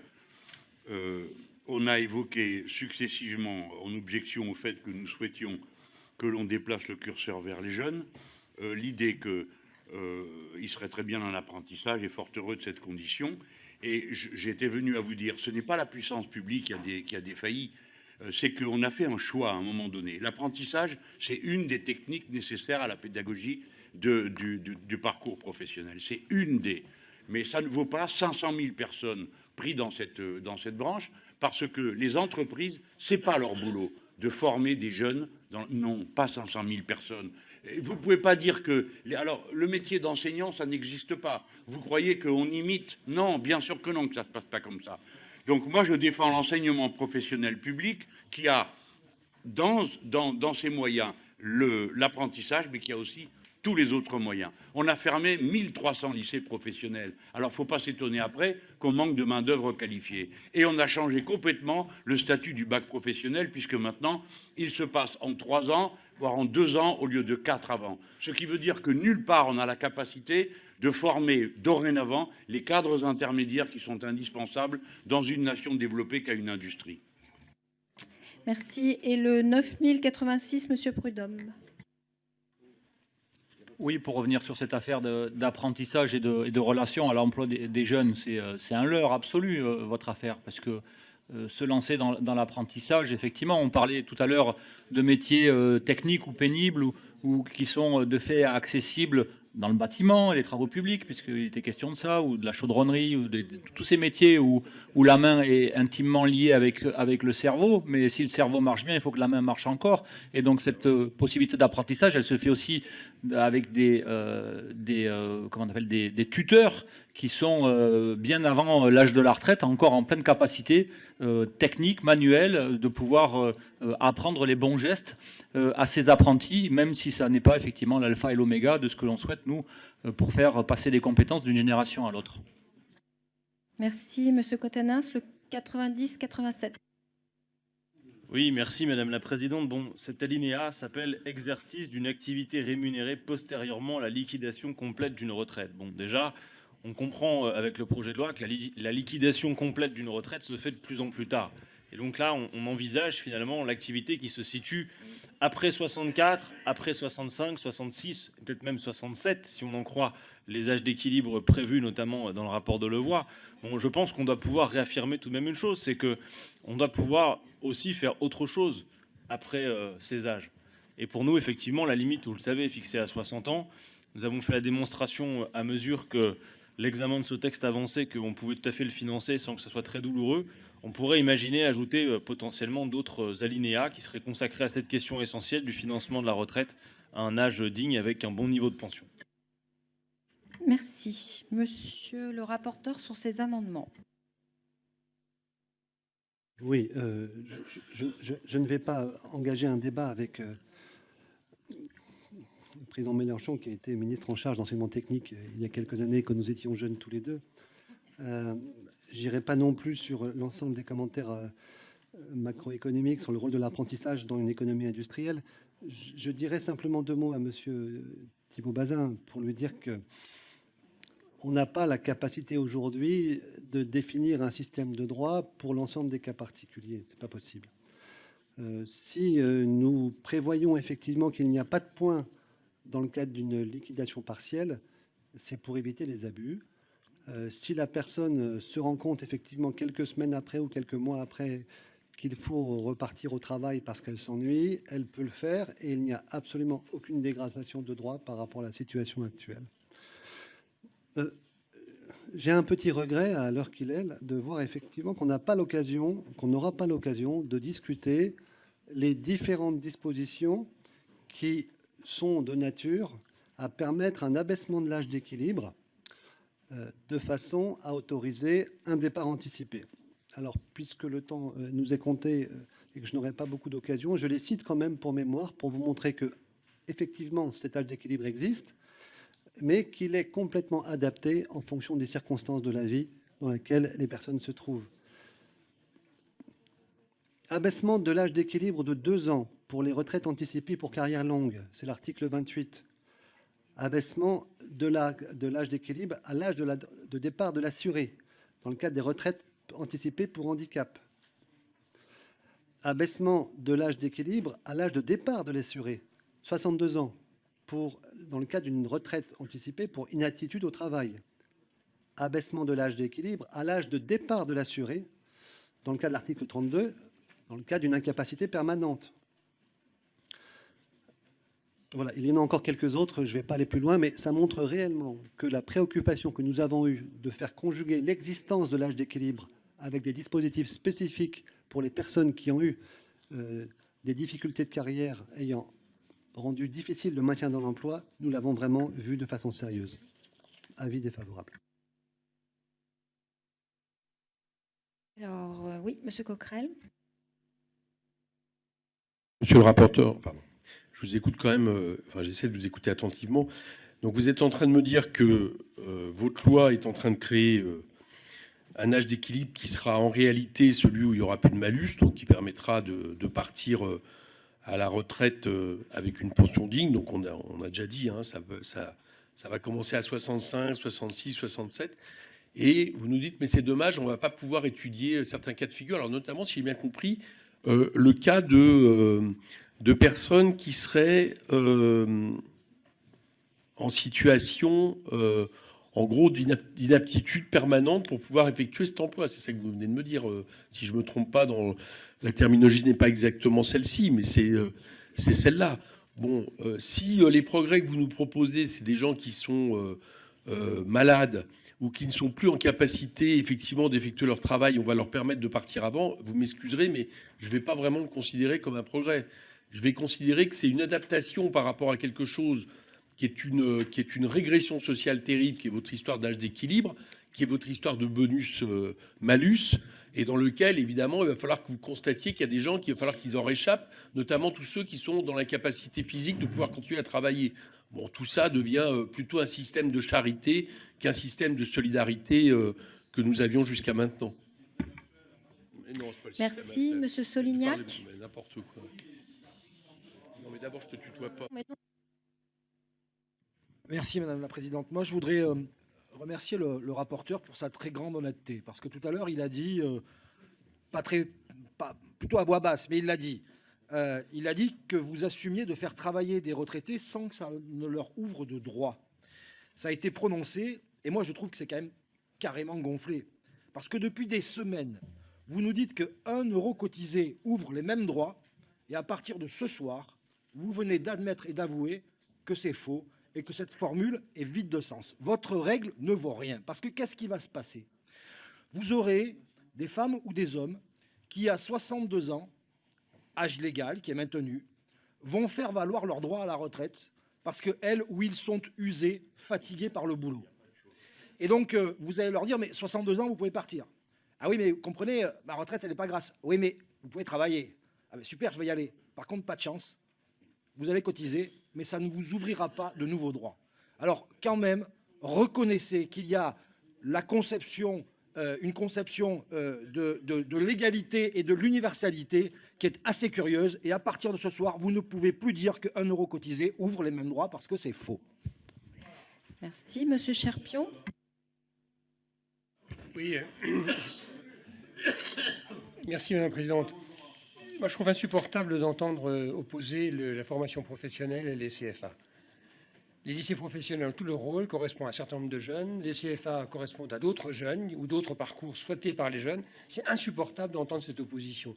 D'abord, les jeunes peuvent choisir, ont le droit de choisir, et je pense que ce serait normal. Et je considère la formation par apprentissage, c'est aussi un contrat de travail. C'est un contrat de travail qui permet à des jeunes d'entrer en emploi très rapidement et donc de faire diminuer le taux de chômage. On ne peut pas d'un côté se plaindre qu'il y a 19% de jeunes qui sont au chômage et de l'autre côté dire qu'il ne faut pas qu'il y ait de contrat de travail au travers de l'apprentissage. Et puis enfin, c'est une transmission des savoir-faire par les chefs d'entreprise qui s'engagent dans l'apprentissage. Donc on peut aussi être content qu'il y ait effectivement des gens qui s'engagent dans l'apprentissage. Et enfin, pour les plus jeunes qui entrent en apprentissage, ils bénéficieront des carrières longues. Alors je ne comprends pas pourquoi tout cet acharnement contre l'apprentissage, en opposant l'apprentissage au lycée professionnel. Les deux ont leur raison d'être, les deux ont leur capacité de former des jeunes. Très bien. Merci. Alors, je mets aux voix ces amendements identiques qui ont reçu un avis défavorable. Qui est pour? Qui est contre? Ils sont rejetés. Mes chers collègues, j'aime bien quand vous m'écoutez. En cet instant, il nous reste 13 987 amendements à examiner. Comme vous le savez, j'ai convoqué notre commission spéciale demain matin, après-midi et soir. Mais compte tenu du nombre d'amendements que je viens de rappeler, il ne me paraît pas possible qu'elle achève en temps utile la discussion des articles du projet de loi ordinaire. En effet, le texte est inscrit à l'ordre du jour de la séance publique à compter de lundi prochain. D'ici là, il faut évidemment laisser un délai suffisant pour le dépôt et le traitement des amendements en séance. Je vous rappelle qu'en application de l'article 42, alinéa 1 de la Constitution, la discussion portera dès lors en séance sur le texte du projet de loi déposé sur le bureau de notre Assemblée. C'est un constat que j'établis avec regret. Cela va sans dire. Car depuis lundi dernier, notre commission spéciale a beaucoup travaillé. Elle s'est réunie durant près de 75 heures, a examiné 5 566 amendements parmi les 22 220 qui avaient été déposés.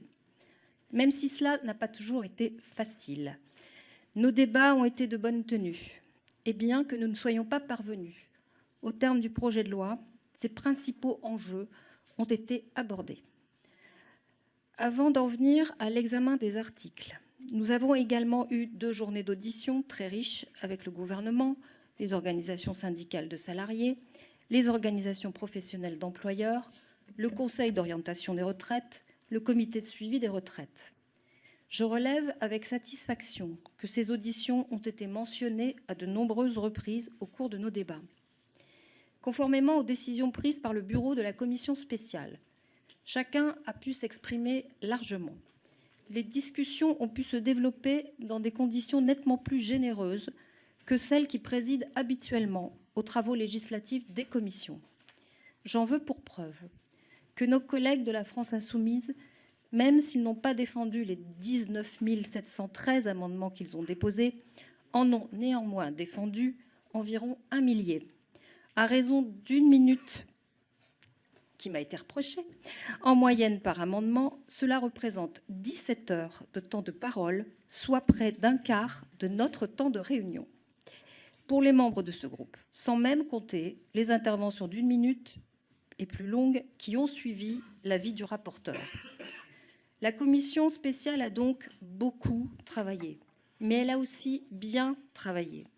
Ce travail ne restera pas lettre morte. Les 21 amendements qu'elle a adoptés, provenant de la majorité comme de l'opposition, seront examinés en séance publique. Je veux rendre hommage ici à nos rapporteurs qui ont apporté une contribution essentielle au débat. Leur disponibilité sans faille a été saluée sur tous les bancs. Même si certains des rapporteurs, par la force des choses, se sont peu exprimés, vous savez qu'ils ont tous analysé de façon approfondie les articles du projet de loi qui leur revenaient. Ce travail fera bien sûr l'objet d'une publication.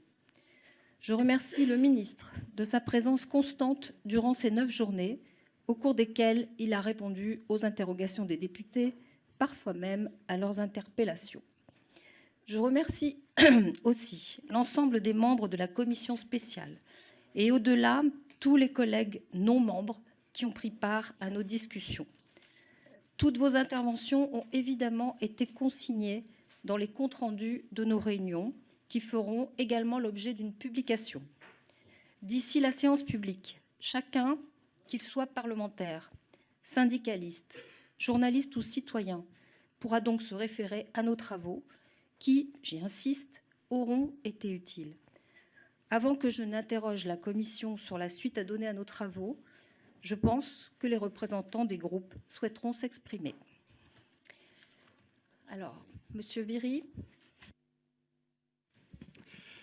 Merci, Madame la Présidente. Écoutez, vous utilisez des mots et on arrive à une issue que l'on savait quasi inéluctable depuis la première minute d'ouverture de cette commission spéciale. Se pose d'ailleurs en creux la question du calendrier et de l'organisation des travaux. N'aurait-il fallu, pas dès le départ, admettre que pour un texte comme celui-ci, il était nécessaire de programmer 2 semaines de commission spéciale, comme de mémoire cela a pu être le cas pour des commissions spéciales qui ont eu à débattre des projets de loi Pacte ou bioéthique. Cela nous aurait peut-être permis d'avoir plus de sérénité et peut-être espérer terminer l'examen des amendements. Parce que je l'ai dit et je le répète, même si ça n'a pas été notre stratégie de déposer des amendements pour bloquer, pour emboliser les travaux de la commission, nous admettons le droit à amendement. Nous considérons que c'est un droit parlementaire de base qu'un député puisse s'exprimer, faire valoir un point de vue sur un texte. Ça n'a pas été notre choix, nous aurions préféré un autre mode de débat. Cela étant, nous prenons acte de la décision d'autres groupes. Nous avons à ce stade beaucoup de frustration, pour ne pas dire d'amertume, parce que vous l'avez dit, beaucoup de choses ont été dites. Ça ne sera probablement pas des éléments perdus dans le cadre des débats, mais il n'en demeure pas moins que nous sommes là pour légiférer, pour traduire et pour transcrire dans un texte des avis et des points de vue. Et nous n'avons pas pu traiter des questions importantes comme les carrières longues, comme les retraites anticipées pour des carrières d'hommes et de femmes en situation de handicap, pour les retraites pour inaptitude, pour la pénibilité et bien d'autres sujets qui constituent le cœur de ce dossier, et notamment la justice. Le minimum retraite également.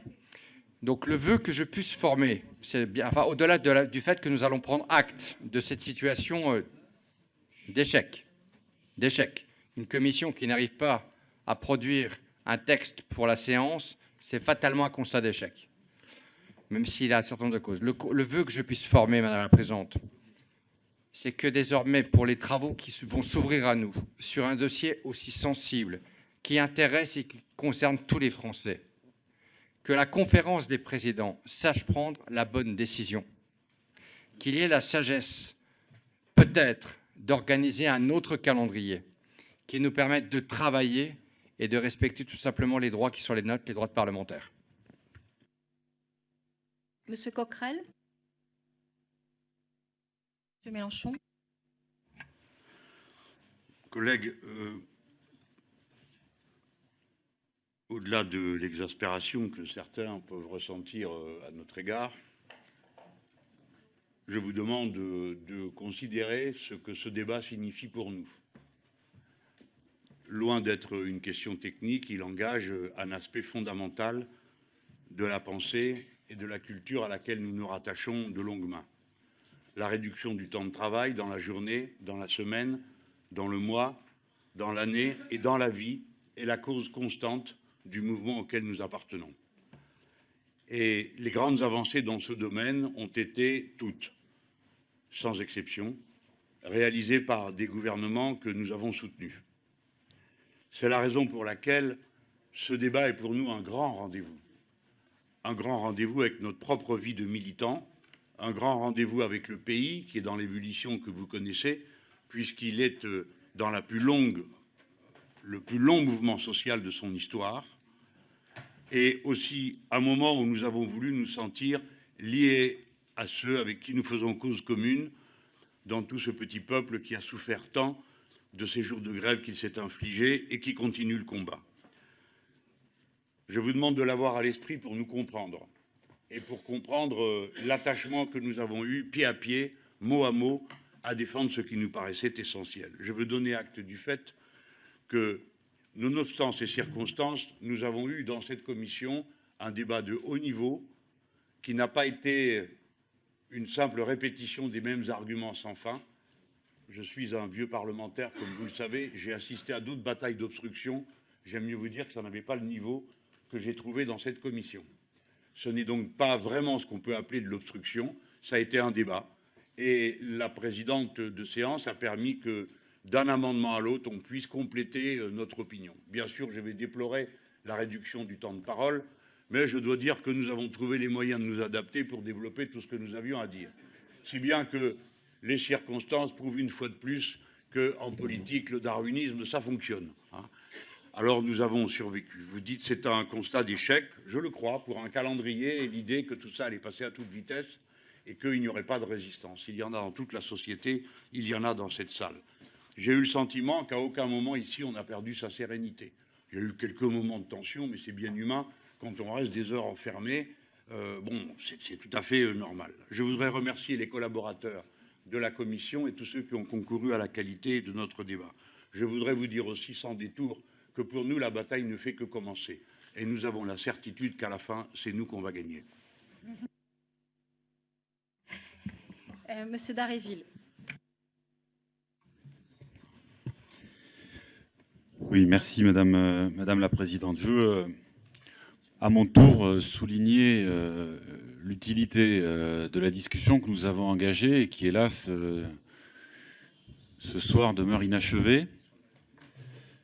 Je pense que cette discussion, ces échanges, ce débat ont été utiles à nourrir une discussion de fond, un échange de fond dont nous avons besoin parce que je crois qu'il y a là des visions de la société qui s'opposent, qui s'affrontent, qui se disputent et que ce débat nous semble tout à fait essentiel et fondamental et que nous avons besoin de temps pour exposer les idées, les arguments et les visions dont nous sommes porteurs les uns et les autres. Ce débat nous l'a pour partie permis. Nous avons pu rentrer dans le détail d'un certain nombre d'articles, pas suffisamment. À mes yeux, nous avons aussi pu faire la démonstration d'un certain nombre de décalages entre les intentions affichées d'une part et la réalité des actes de l'autre. Nous avons pu également, hélas, lever le voile sur l'impréparation qui a présidé à l'écriture de ce texte et à notre travail, ainsi que sur les zones d'ombre qui bien souvent demeurent, même si je donne acte aux rapporteurs, aux différents rapporteurs, d'avoir fait beaucoup d'efforts pour nourrir la discussion, participer à la discussion, et je crois que c'était une bonne chose, et ils l'ont fait avec sincérité, mais ça n'enlève rien aux insuffisances du texte qu'ils avaient à défendre. Je dois dire que pour ce qui nous concerne, la question qui me reste en tête, c'est de savoir pourquoi nous nous arrêtons. J'ai bien compris que le gouvernement souhaitait que dès le 17 février commence le débat en séance. Mais nous sommes le Parlement souverain et je crois qu'il nous revient, si ce texte nous semble effectivement de l'importance dont les uns et les autres nous avons parlé, quel que soit notre point de vue sur le projet qui est sur la table. Si nous pensons que ce texte est d'une telle importance, eh bien de se donner les moyens d'en poursuivre l'examen approfondi tel que nous l'avons commencé. Et donc, moi, cette question me reste. Et alors, à la fois, les uns les autres, nous prenons acte, mais moi, j'ai pas envie de prendre acte. J'ai pas envie de prendre acte. Je considère que l'acte que nous devrions poser, c'est d'interpeller qui de droit sur ce calendrier en disant que nous ne l'acceptons pas et que nous souhaitons poursuivre cet échange jusqu'au bout parce qu'il est d'importance pour l'avenir de notre société. Donc voilà, moi, je ne conteste absolument pas l'utilité de ce que nous avons fait jusqu'ici, mais évidemment, en s'interrompant, elle perd un peu de sa saveur, quoi.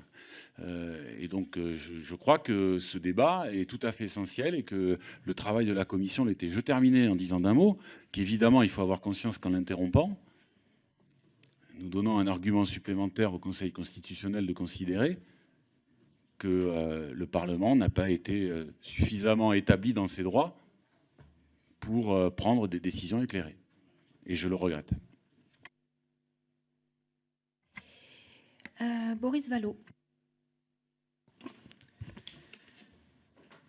Madame la Présidente, vous avez, au début de votre intervention, et je vous en remercie, formulé le constat de l'impasse dans laquelle nous étions du fait de ce calendrier, et vous en avez exprimé des regrets. Je veux dire que, évidemment, je les partage et beaucoup d'entre nous le partageons. Vous avez indiqué également que nous avions beaucoup travaillé et que ce que nous avions fait dans cette commission n'était pas inutile. Et je partage aussi ce constat. Le débat a évidemment été partiel, sans aucun doute escamoté, mais il a été, dans les limites qui nous étaient données, je crois, exigeant et de qualité. Et de cela, nous pouvons être satisfaits. Mais, comme le disait mon collègue Pierre Dharréville, la question est de savoir pourquoi nous nous arrêtons. Représenter les Françaises et les Français, être une part de leur souveraineté, c'est un honneur exigeant. Et les conditions dans lesquelles nous sommes amenés à travailler sur ce texte majeur, qui n'est commandé ni par une impérieuse nécessité financière, ni par une urgence, ne sont pas à la hauteur de l'honneur que les Françaises et les Français nous font.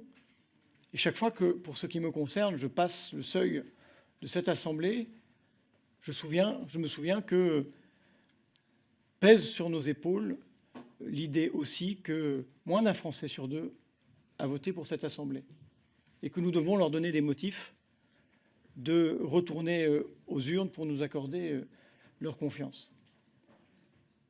Nous avons, dès le commencement du débat parlementaire, demandé à ce qu'un rapporteur d'application puisse être nommé pour évaluer l'étude d'impact.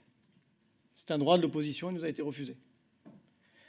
Nous avons, à la conférence des présidents, demandé que, compte tenu de l'avis du Conseil d'État, il soit refusé de recevoir l'étude d'impact et le projet de loi du gouvernement.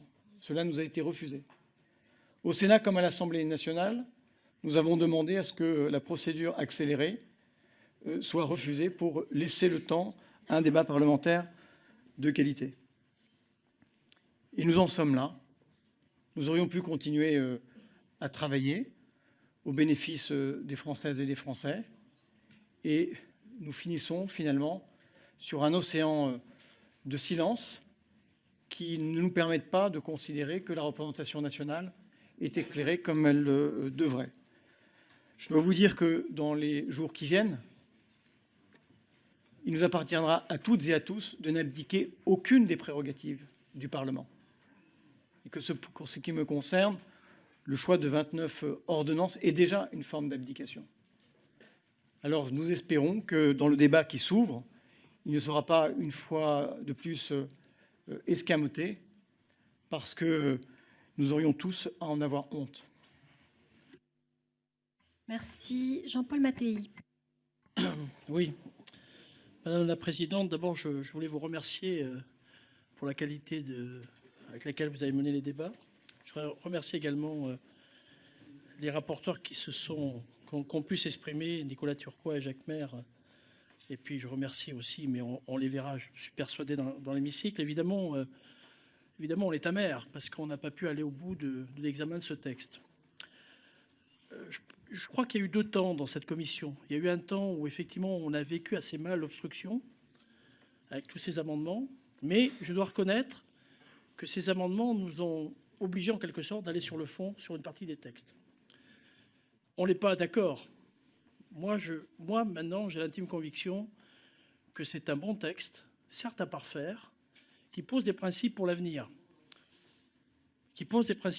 Pour l'avenir, le compte individuel, les points, la retraite par répartition et le Conseil national des retraites universelles me semblent de bons outils qu'on met en place pour l'avenir. Évidemment, tout n'est pas parfait, mais je crois on donne un signe. Alors, La Commission n'a pas été au bout, certes. Et je voudrais remercier également Monsieur le ministre pour sa présence. Ce n'est pas tout le temps le cas dans les commissions. Et ça a été très appréciable. Et si je peux me permettre, à la fois le style des rapporteurs, le style de la présidente et Monsieur le ministre, si je peux me permettre votre style, a aussi apaisé les débats. Et je pense que ça a été important dans notre démarche. Maintenant, le temps est venu de la discussion dans l'hémicycle. Je suis persuadé que les travaux de cette commission vont enrichir nos débats. On va servir de tout ce qu'on a pu faire. Nous ne sommes pas, les membres du MoDem, les mêmes à cette fin de commission que comme au début de commission. Je pense qu'on est beaucoup dans cette situation. Une forme d'initiation, parfois un peu pénible, mais passionnante. Voilà. Donc moi j'ai hâte à revenir dans l'hémicycle. Je suis persuadé qu'on ira jusqu'au bout de ce texte. Ça sera certainement long. Et on adoptera, je pense, une bonne loi pour l'ensemble des Français. Mais en tout cas, j'ai une certaine fierté qu'on ait pu jouer ce rôle de représentant de la nation en allant jusqu'au bout et dans le profond respect des Français, parce que je pense que c'est quand même la base de notre rôle. Madame Dubié. Oui, merci. Madame la Présidente, j'ai envie de commencer par une phrase banale qui est « ce qui devait arriver arriva ». Pourquoi je dis ça? Parce que cette réforme des retraites, elle est en cours depuis 2 ans, des négociations qui ont été engagées par le haut commissaire Delevoye, qui est devenu ensuite ministre, et puis brutalement interrompu dans ses travaux, alors que probablement un travail de concertation, d'appropriation, c'est long ce chemin-là. Modifier 42 régimes pour le transformer en un seul, alors que c'est des régimes qui sont en place depuis la fin de la Deuxième Guerre mondiale. Je pense qu'il fallait laisser continuer la négociation. Je pense qu'il y avait encore des concertations qui devaient être menées. D'ailleurs, la preuve, elles le sont, alors que le texte est ici soumis dans notre commission. Il y a encore des discussions qui se passent. Et c'est ça qui est incompréhensible. C'est que le texte qu'on a examiné, le Conseil d'État l'a dit, l'étude d'impact est incomplète, beaucoup trop de zones d'incertitude. Je pense entre autres à ce nouvel indice que nous a annoncé Monsieur le ministre, qui n'est pas encore connu de l'INSEE, mais qui devrait servir pour le calcul du poids. Tout ça, on voit bien, au fur et à mesure qu'on avance, on voit bien que la réforme est loin d'être appréhendée sur tous ces aspects, qu'il y a beaucoup de zones d'incertitude, et que c'est en fait c'est ça qui altère la confiance dans une réforme dont je suis persuadée qu'elle était nécessaire, parce que oui, c'est vrai, la retraite actuelle n'est pas juste, et qu'il faille revisiter notre modèle, qu'il faille l'adapter, pourquoi pas, mais en tout cas pas dans ces conditions, pas avec 29 ordonnances dont on ne sait pas quels seront les contours. Enfin, pour toutes ces raisons, je trouve que c'est beaucoup de gâchis. Alors j'entends que le temps que l'on a passé en commission n'est peut-être pas du temps perdu. Je crains, hélas, que bis repetita au niveau de l'hémicycle. Et tout ça parce que le gouvernement a fixé 2 dates, 17 février, 3 mars. Je veux dire qu'on pourrait ne pas être dans cette situation si effectivement le gouvernement avait accepté de repousser l'inscription de ce texte dans l'hémicycle. Franchement, je pense que la solution pour apaiser les choses et pouvoir avancer, c'était celle-là. Et notre commission aurait pu terminer son travail. Bon, ce n'est pas le choix que fait le gouvernement. Je pense qu'il rentre dans une épreuve de force. Il l'est déjà, il continue. En tout cas, pour ce qui concerne le groupe Liberté et Territoires, on le regrette profondément, parce que je pense que nous aurions pu travailler sur ce texte, probablement l'améliorer. On voit bien les amendements que nous avons déposés, la quasi-totalité sont irrecevables. on ne peut pas toucher aux âges, on ne peut pas toucher aux points, on peut rien toucher. Donc, je me demande d'ailleurs qu'est-ce qu'on va pouvoir apporter dans ça. Bien, en tout cas, je trouve que le Parlement est maltraité dans cette affaire, maltraité par le gouvernement, se maltraite en interne. Et donc, j'espère qu'on saura tirer des leçons et que le travail dans l'hémicycle pourra être amélioré. Voilà, merci. Merci. Agnès Firmin-Lebaudot. Oui, merci Madame la Présidente. Tout d'abord, vous remercier Madame la Présidente pour la façon dont vous avez mené les travaux. Remercier les rapporteurs, ceux qu'on a entendus, mais aussi ceux qu'on n'a pas encore entendus. On espère les entendre bientôt. Remercier aussi les administrateurs qui nous ont accompagnés pendant ces jours. Alors, un constat d'échec, oui Madame la Présidente, mais le constat d'échec, il était écrit d'avance. Avec plus de 20 000 amendements, nous savions très bien que nous ne pourrions pas arriver jusqu'au bout. Néanmoins, je crois qu'on peut aussi se féliciter d'avoir quand même examiné plus de 5 500 amendements. Et ça, il faut aussi le remarquer si on souhaite être positif et se dire que tout ce que nous avons fait ne servira pas à rien, même s'il faut être quand même réaliste. Nous allons repartir avec un texte à blanc. Donc c'était écrit. Maintenant, on en tire les conclusions. On prend acte. Je crois qu'on ne peut pas faire malheureusement autrement. Il faut aussi se questionner sur quel sens on donne à notre institution en travaillant de la sorte. Je ne suis pas sûre que nous sortions grandis de cette période-là. Maintenant, nous nous retrouverons lundi prochain dans l'hémicycle et je rejoins mon collègue Viry en disant qu'il est urgent d'avoir un calendrier et des perspectives pour ne pas recommencer ce scénario, parce que là, nous serons dans l'hémicycle. Et là, c'est la deuxième partie qui me semble être la plus importante. Monique Limon. Oui, merci Madame la Présidente. Merci Madame la Présidente pour l'excellente conduite de nos travaux. Merci Monsieur le Ministre de votre présence et de vos réponses. Et merci aux rapporteurs qui ont su répondre avec précision et constance tout le long de nos débats. Des débats, effectivement, ont eu lieu, et c'est tant mieux, malgré le déroulement chaotique des échanges dus aux amendements nombreux qui ne nous permettent pas d'aller au bout du texte. La majorité a joué son rôle en portant ses éclairages sur le projet avec vaillance et sobriété, vous l'aurez noté, même si nous avons été obligés d'aborder les sujets de fond de manière décousue. On ne peut que le regretter. Ce texte est une avancée notable et donne des nouveaux droits, par exemple aux femmes, par exemple aux agriculteurs, aux personnes les plus vulnérables, et c'est tant mieux. Le système universel de retraite n'est pas une réforme de plus, mais vise à une refonte globale de notre système de retraite. Et même si nous ne sommes pas arrivés à vous convaincre, c'est le moins qu'on puisse dire, nous soutenons ce qu'il est plus juste, plus simple et plus solidaire. Et vous pouvez compter sur nous, nous irons jusqu'au bout dans l'hémicycle pour défendre cette réforme et à le compléter par nos amendements. Je vous remercie. Merci. Alors, rapidement, Monsieur Viry, il revient à la conférence des présidents de statuer maintenant sur l'ordre du jour et l'organisation des débats en séance publique, ce qui sera fait. Monsieur Mélenchon, merci d'avoir reconnu que le compromis, sinon le darwinisme, a prévalu dans nos travaux. De même que la qualité de nos échanges, musclés parfois. Monsieur Dharréville, merci d'avoir salué les efforts consentis par nos rapporteurs et l'utilité du travail accompli par la Commission. Et Monsieur Vallaud, nous avons l'occasion et nous aurons l'occasion de revenir sur l'étude d'impact, puisque votre groupe a demandé à exercer son droit de tirage en vue de la création d'une commission d'enquête sur le sujet. Donc je crois qu'on y reviendra. Monsieur Mattei, vous avez parlé d'amertume. Je peux partager ce sentiment. Mais comme vous, je préfère revenir aux débats utiles et souvent apaisés qui ont été les nôtres en dignes représentants de la nation. Madame Dubié, vous avez souligné à juste titre l'ampleur du travail à accomplir, qui est la contrepartie du caractère ambitieux de cette réforme. J'ai envie de vous donner rendez-vous dès lundi en séance publique pour poursuivre ce travail considérable.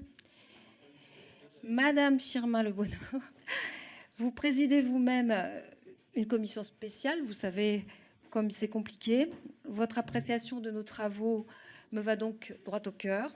Comme vous, j'attends avec impatience cette séance publique lundi. Et Madame Limon,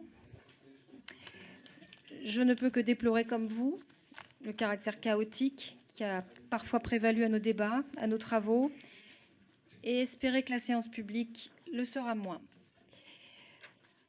Alors, je prends acte que notre commission n'est pas en mesure d'achever la discussion des articles du projet de loi ordinaire. J'interroge donc la commission sur cette prise d'acte. Qui est pour ?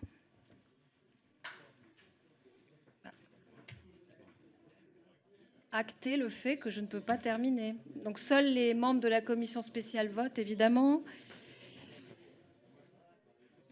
Voilà. Alors, on va aller plus vite. Qui est contre ?